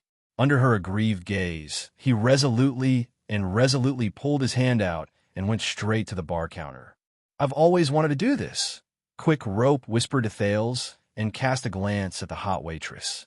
But Louisa and the others said that I didn't have enough strength to pull my hand back. Maybe they have a point. Thales thought in his heart as he watched Quick Rope follow Old Hammer's gaze. Simon. Old Hammer sat at the bar counter and said to a gray-haired, middle-aged man who was drinking by himself beside him, We're back. The middle-aged man turned his head around and revealed a face that had been through the vicissitudes of life. Someone said that a merchant group entered the camp despite the blockade order. Simon cast a faint glance at Quick Rope and Thales, who also sat down. I was worried that it was you. Old Hammer shrugged. Obviously, your worries have come true. How many? Simon said softly. I mean, how many people did they lose? Thales noticed that he was already quite old. This topic caused Old Hammer and Quick Rope to tremble at the same time. How did you? I've been in this line of work for 20 years, Hammer. Before that, I was a soldier for 10 years. Simon exhaled deeply and swirled the wine glass in his hand. I know how people look when they lose their comrades. His words seemed to have a magical power that isolated them from all the noise in the tavern beyond this corner. Old Hammer and Quick Rope were silent for a long time. Affected by them, Thales remembered his experience in the desert and the ending of the greatswords he had spent a short time with. He felt a suffocating feeling in his heart. The gray-haired Simon did not continue. He heaved a heavy sigh and turned to the bar counter. Tampa, give this man a strong drink. A fierce-looking man with a knife mark on his neck responded and walked out from behind the bar counter. He grabbed 3 bottles of wine casually, and with a technique that Thales could not see clearly, he gathered a glass of wine in the blink of an eye and pushed it over. During the process, he automatically ignored Quick Rope's slightly expectant gaze and even glanced at Thales coldly. Simon pushed the wine glass towards Old Hammer. How many? Old Hammer gulped down a mouthful of wine and shook his head as he hissed. He slammed the wine glass on the table and exhaled indignantly. Quick Rope answered gloomily by the side. 6. Simon sneered. Who else survived? Old Hammer's expression became gloomy. Louisa, Mickey, and Dean. Simon did not speak. His gaze was fixed on the wine glass. By the way, this is Wuxia. As if to liven up the atmosphere, Quick Rope coughed. The lad we saved on the way back. Truth be told, he helped us a lot. Wuxia, this is Simon, one of the people who stayed behind in our group. Thales, who was sizing up the magical tavern, took a deep breath and tried his best to force a smile. But Simon clearly had no intention of exchanging pleasantries with him. We lose one, we replace another, one dies in battle, and a new one comes. It's always like this. The person who stayed behind in the mercenary group stared at the almost empty wine glass and mumbled, "The fate of mercenaries. Is it?" Old Hammer shook his head. He was not in a good mood. No, Simon, Wuxia isn't, but Simon did not let him continue. Come on, boy, it's time for an internal meeting. The person who stayed behind waved his hand and put away the fleeting sadness in his eyes. He held Old Hammer in his arms. Tell me the details, and wait for Dean to come back. I think Dante's greatsword will soon welcome a great change. They left the bar counter. Quick Rope's gaze moved. Me too. You stay here, Quick Rope. Old Hammer turned around and pointed. Take care of Wuxia. It's his first time here. But Quick Rope spread his hands with an aggrieved expression. Thales, who was feeling awkward, smiled in return. As he watched Old Hammer and Simon walk up the stone stairs, Quick Rope arched his shoulders and retracted his hand, which was halfway through his outstretched arm. He sat back in his seat in disappointment and said in a low voice, All right. Thales could not think of anything to comfort this newbie who had not been accepted by the core of the group. He could only sit uncomfortably on the spot and think about his next step in silence. 6. A hoarse voice came from the noisy tavern. Thales and Quick Rope looked up and saw the fierce-looking tavern owner wiping his wine glass. At some point in time, he had arrived in front of them.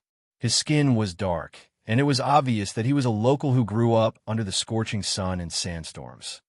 You know, after the lockdown order was implemented, the number of soldiers who surged in was beyond imagination. At that time, I thought that maybe someone was going to learn a lesson. Quick Rope curled his lips. Don't Tampa. Not now. Thales frowned a little. He had a vague impression of this name. The tavern owner, named Tampa, snorted softly, but he did not shut up. You have 10 experienced, fully armed professional assassins, and a newbie who looks like he can at least make up the numbers to intimidate others. Tampa ignored Quick Rope's protest, and the speed at which he wiped the wine glasses became faster. Those who can survive in the desert are very smart. As long as Tormodin is willing to pay some toll fees, the desert bandits and exiles won't pay such a high price to eat you. Quick Rope exhaled in pain and laid his face down on the bar counter, as if he had resigned himself to his fate. We met the gray bastards, Tampa. Many gray bastards. Tampa's hand stopped wiping his wine glass. A few seconds later, just when Thales thought he was going to say something, Tampa suddenly bent down. When he stood up again, there was a wine glass in front of Quick Rope. Drink it. It's the best Northland rye from the north. Tampa raised a bottle of wine and filled Quick Rope's glass with an expressionless face. Trust me, this is the only way. It's very effective. Quick Rope stared at the wine in front of him in surprise. But just a second later, the slightly dejected Quick Rope grabbed the wine glass and drank it in one gulp. Just when Thales wanted to find an excuse to slip away, the tavern owner suddenly gestured at him with his chin. So Quick Rope, who is this pretty new girl? Your girlfriend? Asterisk thud. Star that you're tuning in to the Eternal Immortal Ballad YouTube channel. Don't forget to subscribe and join us on this journey to catch the most captivating stories.